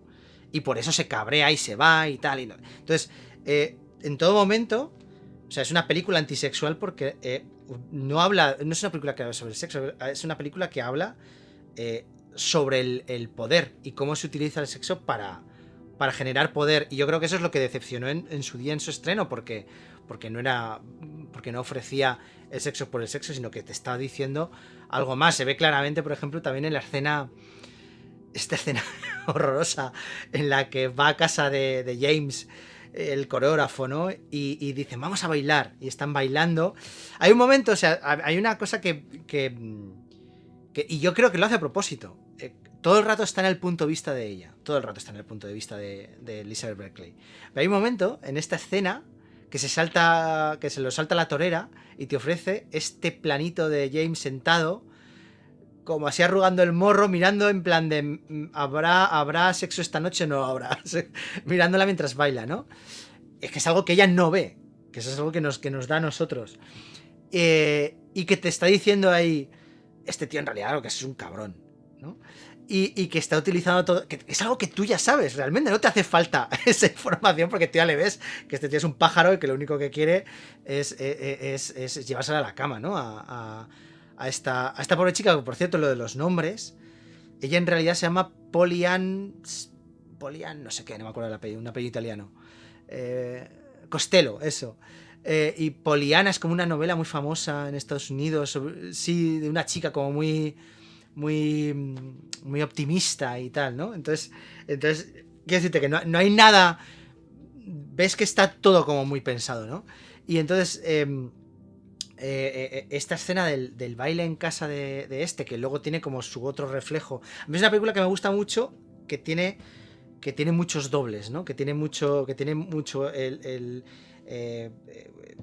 no llega a tener doppelgangers, pero tiene como muchos dobles, ¿no? Porque el personaje de Elizabeth Berkley, su doble sería el de Gina Gershon, ¿no? O sea, siempre tiene como dobles. De hecho, por ejemplo, y creo que no está hecho al azar, que los dos amigos, por decir así, que tiene la protagonista sean negros. El James, el bailarín, y no recuerdo ahora cómo se llama el personaje de Molly, la que trabaja, ¿no? Haciendo la costura, ¿no? Exacto, la de vestuario, ¿no? Entonces, creo que no es... porque además entre ellos no interactúan. Hay un momento que no interactúan entre ellos y son como un poco también el ángel y el demonio de esta chica, ¿no? Y entonces... Son los Pepito Grillo. Exacto, de este cuento moralista. Exacto. Entonces creo que... Y si los cortas del metraje, yo creo que la peli mejora. O sea, el bailarín es que no... Es infumable. Hay una cosa que son las escenas que hay en la caravana de ellas dos, que es tremendo. O sea, son dos adolescentes que están hablando de uñas, de palomitas. Las patatas fritas, ¿no? El chiste este recurrente de las patatas fritas y tal. Sí, a ver, que estoy haciendo un poco abogado del diablo, que como he dicho, la peli me gusta, pero que objetivamente no me parece que sea una peli que sea... una peli que digas tú a cambiar el feed, ¿sabes lo que te voy a decir? No, pero aunque creo que le buscamos más injundia que lo que tiene, en mi opinión. No, pero fíjate, yo creo, lo de las patatas fritas, yo creo que esto es, Josh Terzas yo creo que se sienta en su casa y dice, voy a buscar un subtexto, o voy a buscar un símbolo de que ella no se vende, como decía Carlos, ¿no? Y seguramente William Goldman pues buscaría algo brillantísimo, inteligentísimo, buscaría un Rosbud, ¿no? Buscaría algo que sería la hostia. Y él dice, voy a buscar todo lo contrario. Lo más cutre y lo más chabacano, que es que aunque le dicen tienes que comer arroz y no sé qué, no sé cuántas, tal, ella come patatas fritas. Porque es en plan de, yo no voy a dejar ser quien soy. Busca lo más cutre y lo busca a propósito. Y creo que está buscado a propósito precisamente porque dice, en un telefilme de mierda, esto lo harían pensando, sí, alguien se dará cuenta de que las patatas fritas representan la esencia, ¿sabes? Y él dice, pues lo voy a hacer, toma 2 tazas, ¿sabes? De mierda cutre. Es alguien que no reescribe sus guiones, ¿eh? O sea, que Instinto Básico lo escribió en de días. Entonces, estas cosas se notan, ¿no? Es el tema de la pincelada, ¿no? Un poco el Pollock, ¿no? De venga, va, pim, pam, pum, primer brochazo, ¿no? Y ahí eso queda impreso en la película, ¿no? Sí, yo digamos que lo único que estoy en contra, es lo que creo que estoy intentando comentar, pero que igual no lo estoy diciendo bien, es que hay una cierta revisión de la película buscando unas aristas que creo que no hay y que creo que no es necesario encontrarle. Creo que la peli no tiene subtexto. Creo que la peli es lo que es. Habla de personajes vacíos y por eso la película te resulta incómoda, porque los personajes están vacíos. O sea, los personajes son lo que ves. Y creo que la intención del guionista y de Verhoeven probablemente sea esa. Y creo que por eso la peli no funciona y te genera rechazo, pues porque los personajes son vacíos. La conversación de que en el restaurante y que les gusta la comida de perro, que no o sea, que es la peor conversación que he visto en una película. Me gustan tus tetas, ¿no? Dice, ¿qué tetas? Me gustan tus tetas. Y claro, sí. Acaban brindando con las patatas fritas. Claro, pero todo eso no... Ahora hay una revisión de esto y le buscan un subtexto. No hay subtexto en esa conversación. Son así, no te está intentando contar nada súper filosófico ni nada. Entonces, creo que la peli tiene la gracia que tiene, que es tan absolutamente cutre y chabacana, hecha a intención así, porque no creo que puedas hacer la peli así de mal. ¿Sabes? Está hecho con una intencionalidad clara. Otra cosa es que se hayan pasado de frenada y que no ha funcionado todo lo bien en la época, por lo menos tal. Sino que la revisión de intentar convertirla en una peli de culto como el Rocky Horror Picture Show, cosas así, creo que es un poco demasiado para la peli que es. Pero la peli tiene su injundia. Voy más a eso, ¿sabes? Más que otra cosa. Es que yo creo que Verhoeven y Sterhas se entrevistaron con cientos de strippers, con cientos de personas que están enamorados de ese paisaje urbano que es Las Vegas y que realmente su objetivo en la vida es tener ese vestido, tener esas... Es que es totalmente legítimo, les gusta el lujo, claro, es normal. Claro. Y yo creo que les gusta ese tipo de gente, han crecido con ellos. Pero ellos, el tema es que ellos son intelectuales. Al final hacen una reflexión sobre la sociedad americana y eso es lo que nos gusta. Entonces, ahí es donde está la revisión, ¿no? Y hay una cosa de la peli, a mí sí que me parece que hay partes de la película que son muy moralistas y quizás lo que menos me gusta. Hay dos cosas de la peli que lo que menos me gusta es los personajes, hemos hablado, los personajes negros, que son completamente irrelevantes. Los intentan meter ahí como que tienen una relevancia en la trama, pero lo que dices tú, Carlos, si los coges, los cortas, los quitas, la peli seguiría siendo la misma. Y lo único que sirven es para hacer avanzar al personaje, además de una manera que a mí personalmente no me gusta. Es como una mirada muy de director blanco, ¿sabes? Voy a usar es muy americano también. En todas las películas el personaje de color muere, el primero o el segundo o el tercero, pero siempre muere, nunca llega al final, ¿no? Pues esto es un poco lo mismo, ¿no? El personaje del bailarín solo sirve para que después te demuestre que ella sí que tiene los ovarios para seguir adelante en su empeño y le da igual todo, y él no, él es un pobre diablo que aunque tiene más talento que ella, porque es el que le quiere enseñar a bailar, no, o sea, ha embarazado a una de las bailarinas y se tiene que ir a trabajar en el almacén de su madre o algo así, ¿no? Y abandonar su sueño. Y que le falta ambición, ¿no? El personaje es un buen bailarín, puede ser un buen maestro, pero ni enseña, es alguien que está perdido, ¿no? El bala perdida clásico de Las Vegas, ¿no? Que estará poblado de gente así, ¿no? De gente con potencial que le falta ambición y que es precisamente lo que le sobra a raudales a Nomi. O sea, ambición a saco. O sea, le da exactamente igual lo que le digan. De hecho, las cosas que le dicen le afectan y dice, pues ¿sabes qué te digo? Que si no te gusto, que te den por saco. Que te den por saco, sí. Y luego hay a mí lo que sinceramente me produce cierta cosica al verla, es la que no hemos hablado de ella, es el cambio absolutamente brusco que hay cuando hay la escena esta de violación que viene ahí, que no sabes ni dónde te viene, ¿sabes? Y que en el fondo solo sirve para que el personaje de Nomi se vengue de todos los hombres y de todo lo que le ha ocurrido en su vida y tal, y eso se ve venir de manera descomunal. Eso me parece de un moralismo tremendo que no... O sea, la peli no gana con esa escena. De hecho, yo creo que pierde cuando se va a casa del imbécil este, ¿sabes? Con el pelo largo, ¿no? Del violador, y te voy a canear y te pego una paliza por todo lo que me ha ocurrido malo en la vida. Ahí veo un cierre de peli demasiado mainstream, para mi gusto. Es decir, eso, por ejemplo, a mí no me gusta de la peli porque creo que no es necesario. Hubiera sido mucho mejor, y aparte yo no leo bien esa, ¿sabes? Esa violación ahí que viene de la nada. No por nada, no porque hay muchas pelis de violaciones que creo que... De hecho, creo que tiene una obsesión este hombre con ciertas cosas de esta, porque no es la primera violación que sale en sus películas. Entonces creo que en esta peli no le funciona como él cree, y creo que le hace perder muchos puntos en la película. Pues una mirada muy masculina de cómo a lo mejor reaccionaría una mujer que supuestamente es dura, que se enfrenta a la vida. A mí no me termina de gustar eso porque me hace demasiado moralista. Es el segundo punto de giro que sobre papel funciona, ¿no? Correcto. El segundo punto de giro, ¿no? Que ya te lleva al clímax, ¿no? La violación de la amiga con la cual no has simpatizado en absoluto, pero es clave para la estructura de la trama, ¿no?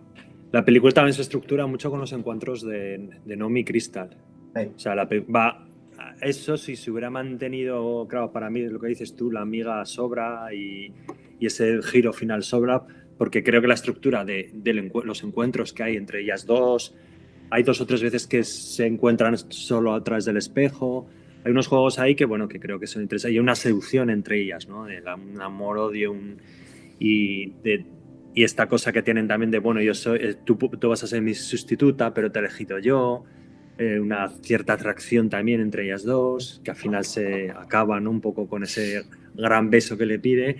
Y eso, bueno, pues creo que ahí sí que la película en estructura más o menos está bien apoyada, pero luego tiene estos personajes, estos giros, estas cosas que a modo de guión creo pierde mucho, sí. Es que siguiendo la teoría de Pablo del doble o del espejo, en este caso si Nomi es Crystal, Nomi y Crystal en conjunto serían esas dos strippers, no son strippers, pero esas dos bailarinas que están todo el rato peleándose. Y que finalmente la idea de empujar o la idea de deshacerse de Crystal le viene precisamente a Nomi por ver a estas dos, es una negra contra una blanca, que finalmente es la negra la que sale perdiendo, ¿no? Y claro, tiene más sentido que este personaje de la negra que acaba en el hospital, con la rodilla destrozada, y un momento que amplifican el sonido cuando le toca la coreógrafa y suena un... Es decir, esta tía no va a volver a bailar en la vida. Tendría más sentido que fuese la amiga de Nomi, esta chica. Porque es la que le puede traer en este caso al Stardust, y es la que puede visitar en el hospital en un momento dado, y luego visitar, que ese es el guión, es como visito primero a mi amiga y luego visito a mi némesis, ¿no? A Crystal Connors, ¿no? Que además es una especie de mentora. Ahí va un poco lo que decía Iván de el viaje del héroe, ¿no? Ese es el Obi-Wan, ¿no? Que además es como si Crystal hubiese preparado a Nomi para ser su sustituta. Le prepara para ser villana, ¿no? Es que además ese juego es interesante, porque además luego cuando le empuja, cuando ya va al hospital al final y le dice, ¿no? Dice, bueno, ¿cómo te crees que llegué yo a conseguir mi primer papel? Y luego le dice esa frase de, siempre hay alguien más joven y con mucha más ambición detrás de ti, bajando las escaleras, ¿no? Es un poco como... Y ahí, bueno, ahí sí que creo que hay un interés, ¿no? A nivel de narración que está, pero que al final se pierde un poco con otras cosas que no funcionan. Y a mí me parece interesante lo que dices, que la amiga le hubiera sido esa bailarina que acaba en el hospital o que acaba... Todo lo que se le criticó a la película y que la vilipendiaron es precisamente por lo que es recordada después. Es decir, lo que supuestamente eran fallos, como la actuación excesiva de Elizabeth Berkley, por ejemplo, me parece que la película lo que tiene, y lo que creo que sí que tiene de incomprendido para mí, es que su actuación, que desde luego estaba dirigida por el director, eso es evidente, si no quisieras eso, le haces repetir de otra manera, o sea, tú lo has querido... Es un así. Animal, compórtate como un animal. Exactamente, desmedido a más no poder. Creo que esa es la gracia de la peli, lo que sí que ha sido incomprendido, que es la actuación de Elizabeth Berkley. Y es que yo creo que Stanislavski no se volaría la tapa de los sesos después de ver Showgirls. Creo lo contrario. Hay una escena, y la voy a destacar, es la escena en la que después de darle la paliza a este cantautor de melena larga, hay un momento en el que ella está tan rabiosa, que le insulta, ¿no? Está rabiosa como pateándole en el suelo, y hay un momento en el que la cámara se acerca, es un primer plano de su cara, y pasa de la rabia, de la violencia, a el disfrute. Y es la primera vez que la veo disfrutar. Después, o sea, o la segunda vez, después de comerse las patatas fritas y la hamburguesa, ¿no? Que tiene esa cara de disfrute. Sí. Ella ha disfrutado, y ahí ese cambio, eso es interpretación, ¿eh? Eso es una actriz sosteniendo el primer plano. Sí, sí. Precisamente esa ambición sin límites, que es lo que ve Crystal, y hace que el final de la película sea la tía yéndose a Los Ángeles. Es decir, o sea, ya me he comido Las Vegas, ahora voy a por la siguiente, ¿no? Es una especie de Hitler del mundo del espectáculo, ¿no? Lo primero que pensé ayer cuando lo volví a ver, y ese plano final que se levanta sobre el cartel, ¿no? Dejando atrás Nomi Malone en Las Vegas, dije, tienen que hacer una serie ahora y tiene que volver Elizabeth Berkley. Quiero saber qué le ha pasado a Nomi Malone, por favor. O sea, creo que que el personaje es la gracia de toda la película al final, es decir... Y molaría que fuese ella el personaje de Kyle MacLachlan ahora. ¿Sabes? O sea, sería la hostia. Oye, es la tercera vez que sale, ¿no? Además está elegido súper bien. O sea, creo que es el mejor actor sí. elegido para este papel. O sea, tiene este carácter como civilino, ¿no? Que le va perfecto. O sea, es que Por el flequillo ese. Pues, exacto, es que es maravilloso. Y me gusta mucho el productor. El productor. Sí, maravilloso. Tony Wilson, es un actorazo y ahí es el que les hace el test de los pezones. Es extraordinario ese actor, ¿eh? Toda esa escena, ¿ves? Esa escena, por ejemplo, es una maravilla de interpretación, eso de decirlo. Es una de esas que la ves, la de los pezones, la de que se tiene que poner el hielo, enseñarme la... O sea, es tan absolutamente vulgar y tan in your face, ¿sabes? Que es que te produce, no sé, te produce incomodez, pero a la misma vez dices, es que esto será así. Esto pasará seguramente así. Y tú ves, esa sí que es una escena interesante de, hostias, esto es lo que le pasará seguramente a todas estas mujeres. Que sí, que vale, que actúan desnudas y estarán preparadas para ello, pero una cosa es hacerlo encima de un escenario, otra cosa es que te venga el productor y te diga, enséñame las tetas. O sea, ahí por ejemplo, esas escenas sí que tienen, ahí, ¿ves? Ahí me desdigo. Ahí, por ejemplo, sí que igual hay cierto subtexto. Sí, porque además se lo pide y las otras se quedan como cortadas. Y él dice, bueno, es que esto es vais a bailar desnudas, entonces... Y ahí hay una tensión, ¿no? Como diciendo, bueno, pero claro, no... Que hay más intimidad, ¿no? Sí, entonces, y no es lo mismo, o sea, desnudarte para 2.000 personas que desnudarte para 3. Entonces, es interesante. Y en el fondo yo creo que también simboliza mucho lo del tema de venderse. Claro. Porque una cosa es hacer un espectáculo. Un espectáculo desnudo o vestida es un espectáculo. En el momento que tú compras la entrada para ese espectáculo, aceptas entrar en esa ficción, ¿no? Por llamarlo de alguna manera. Pero claro, otra cosa es que fuera de esa ficción te digan desnúdate, ¿no? Que es un poco abandona tus principios. Por eso ella al principio... no se lo toma bien, ¿no? Yo creo que es un poco eso, ¿no? Es ese momento ahí. Yo el subtexto que veo ahí no solamente es, obviamente, el subtexto social, sino que creo que hay también algo dramático en el sentido, o narrativo, en el sentido de decir, el productor le dice, desnúdate a ella, y Nomi es en plan, aparco mis principios, no los aparco porque me he ido del garito de striptease para venir aquí. Y en el fondo estoy haciendo lo mismo. Y si os dais cuenta, hay un momento que no me había fijado nunca. Cuando Crystal y Kyle MacLachlan y todos estos van al garito de striptease, al Cheetah, que es otro nombre de animal, hacer lo del baile privado y todo esto, que en el fondo van como un poco a reírse de ella y tal. El Cheetah, está como en la parte de atrás del Stardust. Detrás del Cheetah ves como la parte de atrás del hotel del Stardust. Volvemos a lo de los dobles, los reflejos y todas estas cosas, ¿no? O sea... Además, ahí, claro, está el backstage del Cheetah, que es como una familia al final, son como una familia, ¿no? Cuando supuestamente es más, entre comillas, más algo más sucio, más bajo socialmente en Las Vegas, ahí son más familias, están más unidos, ¿no? Es como una clase social, es como el proletariado. Y lo otro es como, bueno, aquí todos queremos ser estrellas y aquí nos acuchillamos por la espalda, nos empujamos por las escaleras y es lo que hay, ¿no? Sí, la paternidad, ¿no? De que tiene esos padres, ¿no? Que por un lado, ¿no? Ese es el chulo y la sí. Señora mayor, ¿no? Que además cuando van a visitarle, dice, hay una que dice que es tu madre. Dice, claro. Pero Sí. y va, ahí estamos, madre, sí, sus padres están ahí, ¿no? De cierta manera. Sí. Y hay un momento en el que el productor musical le dice ¡Poliana! Y se gira, sí. y se gira como en plan, con esa agresividad que ella tiene, ¿no? Además amplifican todos sus sonidos. Todos los sonidos los amplifican los de ella, ¿no? Poliana, y es verdad, se llama así, Poliana. Y resulta que él se refiere precisamente a este personaje, ¿no? De huérfana ingenua. Es que realmente ella viene huyendo de ser prostituta, que no lo sabemos hasta el final. A priori no pasa nada porque los descubres al final, ¿no? Entonces no se entiende muchas veces por qué tiene estas reacciones tan extremadamente extremas hasta que sabes eso. Es decir, ella ha venido de un mundo y está escapándose de él, no quiere nadie que sepa de dónde viene y de hecho no quiere repetir los mismos patrones. Es decir, por eso no mantiene relaciones sexuales más que hasta que lo hace porque necesita ganarse al director artístico, ¿sabes?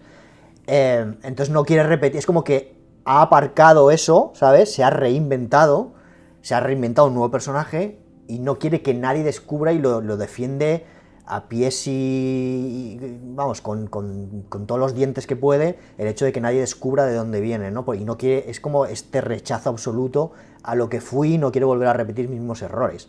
Seguramente viene del mundo de las drogas, por eso no se droga, es decir, hay una serie de cosas que son, no quiero hacer o sea, quiero no hacer nada de lo que hacía antes, ¿no? Entonces eso creo que no se entiende bien en la película porque no entiendes en las reacciones que tiene hasta prácticamente el final, te lo deja vislumbrar. No sé si haberlo hecho antes, en el que se supiera de dónde viene, que sería un tratamiento más clásico, hubiera funcionado mejor para la película, no lo sé, pero creo que muchas de las cosas, que eso que es interesante del personaje de ella, y que entiendes por qué tiene esa ferocidad, que es feroz, a más no poder, no se entiende si no entiendes de dónde viene y por qué se está protegiendo de eso. Creo que eso viene seguramente muy tarde, está muy deslavazado, no sé si eso es porque el guión era así, y la intención era, no te voy a contar de dónde viene, lo vas a tener que entender tú. Creo que eso se entiende demasiado tarde y que, como es tan extremo todo, hace que se pierda la actuación de Elizabeth Berkley, porque eso, no entiendes, te parece que está actuando mal, cuando realmente está actuando porque se está defendiendo de quién era antes. Sí, hay un momento con el personaje este de James, personaje favorito de Carlos, el bailarín, sí. que le dice algo así, que cuando sale de la puerta le dice, ¿estás huyendo? Y dice, no, dice, sí, estás huyendo de ti misma, ¿no? Ahí deja un poco, pero yo creo que sí, que lo hubiera reforzado y hubieras entendido, hubiéramos ayudado a Elizabeth Berkley, creo, a entender por qué tenía esa rabia, porque claro, al final parece que actúa mal, es verdad, y al final no. Sí. Y se descubre, pues te descubre todo, pero sí que, excepto el hecho de intentar entender o esos códigos que tiene ella de dónde viene, de la prostitución, de decir yo no, o sea, a mí que no me toquen, yo soy la que toco, excepto esos códigos sí que no hay pistas, y ahí yo creo que falla porque al final no acabas de entender. Es una tía que tira las patatas fritas ¿de dónde vienes? De donde sea, ¡pum! Tira las patatas fritas. Es una reacción que no te la esperas, ¿no? Dices, bueno, te acabo de invitar a cenar. Tío, y luego encima que luego te dicen, bueno, vale, y aún así es que te invito a mi casa, te puedes quedar unos días. Y luego hay un cambio de 6 semanas después y son súper amigas. Pero yo creo que el problema es o sea, no nos llega a gustar o no lo llega a entender la gente por el tono. Creo que si el tono, en vez de, yo creo que lo que ha intentado, el problema es que a mí me da la impresión de que más que Sterzas, Verhoeven ha intentado hacer una parodia, pero con un tono de película seria, y ese es el problema de que no se entiende. Si hubiera hecho un Scary Movie, quiero decirte, si hubiera hecho esto mismo, pero en plan que se nota que es un agárralo como puedas, una tercia como puedas, si se notase que es una parodia, si se notase, si al principio cuando la conoce vomita y todo esto y tal, pero fuese como, yo qué sé, pues que fuese de coña, ¿no? Que vomitase arcoiris, yo qué sé, no sé, o sea, que fuese como de cachondeo, como que cuando casi la atropella el coche y le aparta, pero no sé, fuese todo exagerado, como una película agárralo como puedas, veríamos que es una parodia y entonces lo aceptaríamos. El problema es que yo creo que es una parodia con un tono de película seria, y eso es y eso es donde ha patinado, en el sentido de que el chiste solo lo está cogiendo él, ¿no? o poca gente, ¿no? Entonces eso es donde está incomprendido, pero creo que es eso, yo creo que es, y por eso hace estas cosas ridículas, estas cosas, dice, ¿de dónde vienes? De muchos sitios, y tira las patatas.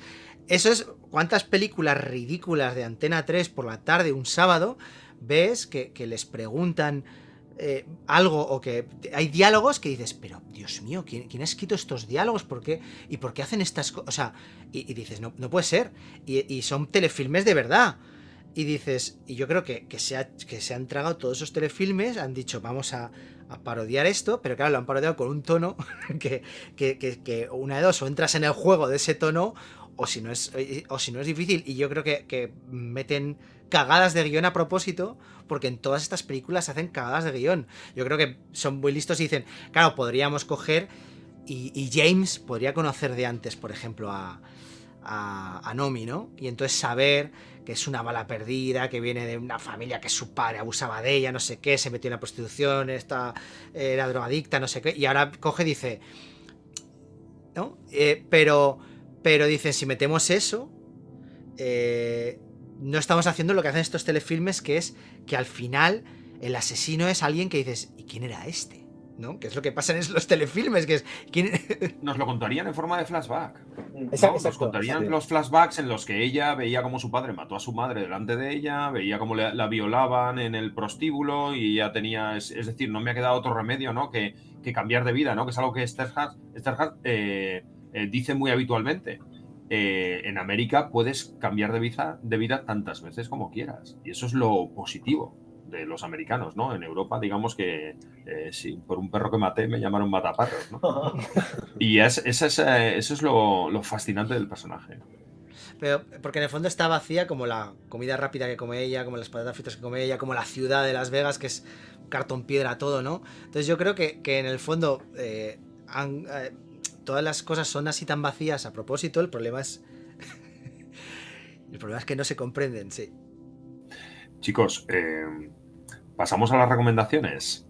Iván, ¿qué nos recomendarías para ver en plataformas, o ya que estamos siempre haciendo películas que no se pueden ver en ningún sitio? Pues yo os voy a invitar a ir al cine, porque a ver Licorice Pizza de Paul Thomas Anderson, creo que es una gozada verla en el cine.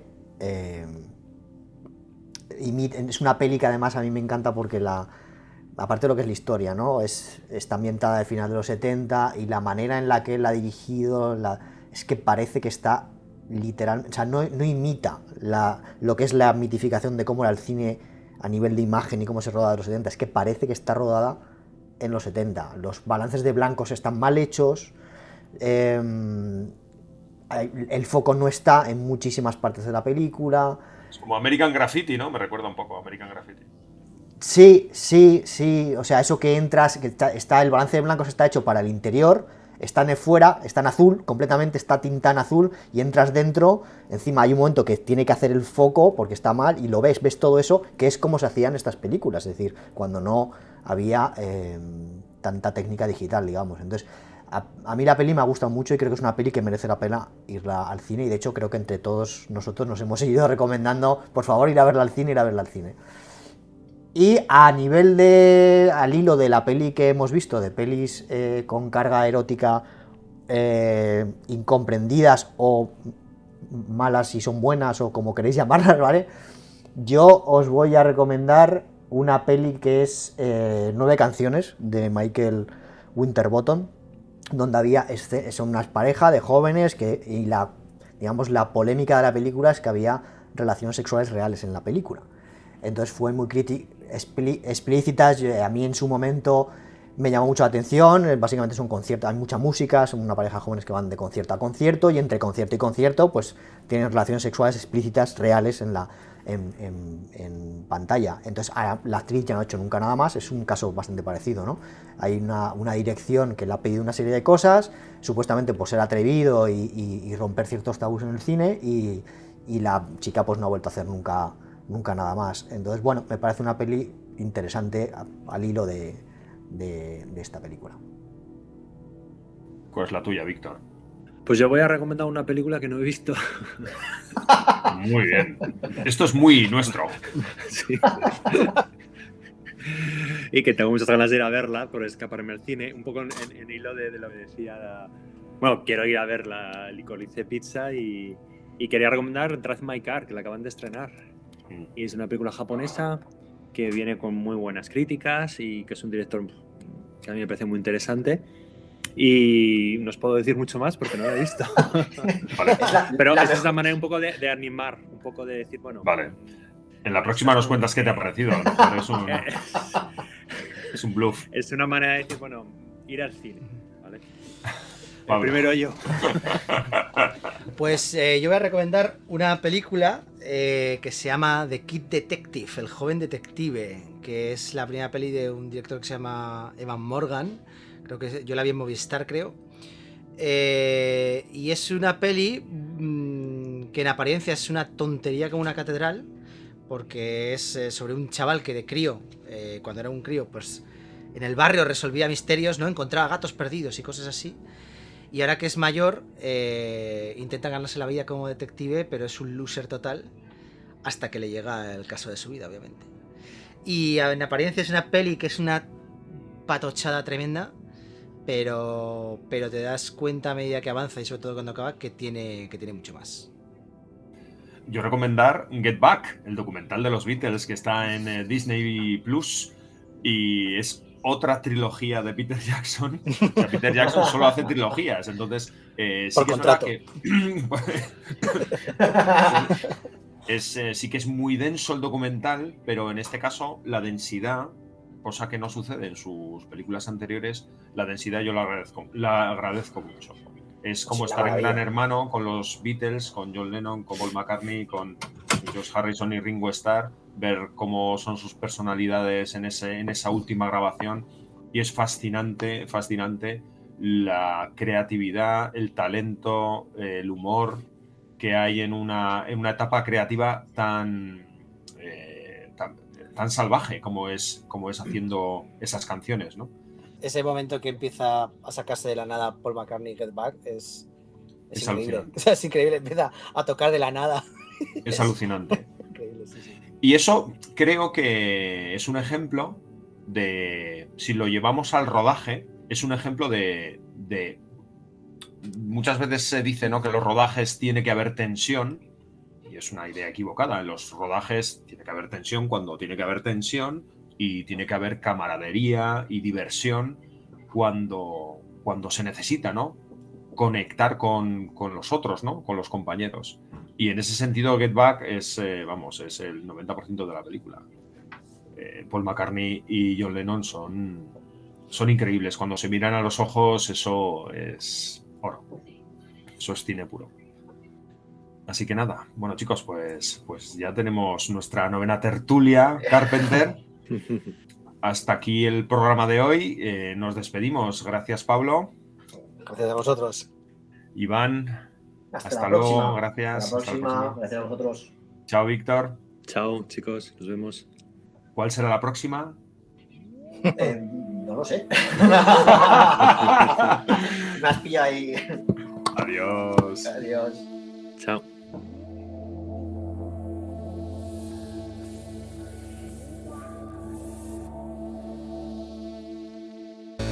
Cuando los neones se apagan, es hora de retirarse. Más nos vale, porque siempre habrá alguien a nuestras espaldas esperando para empujarnos.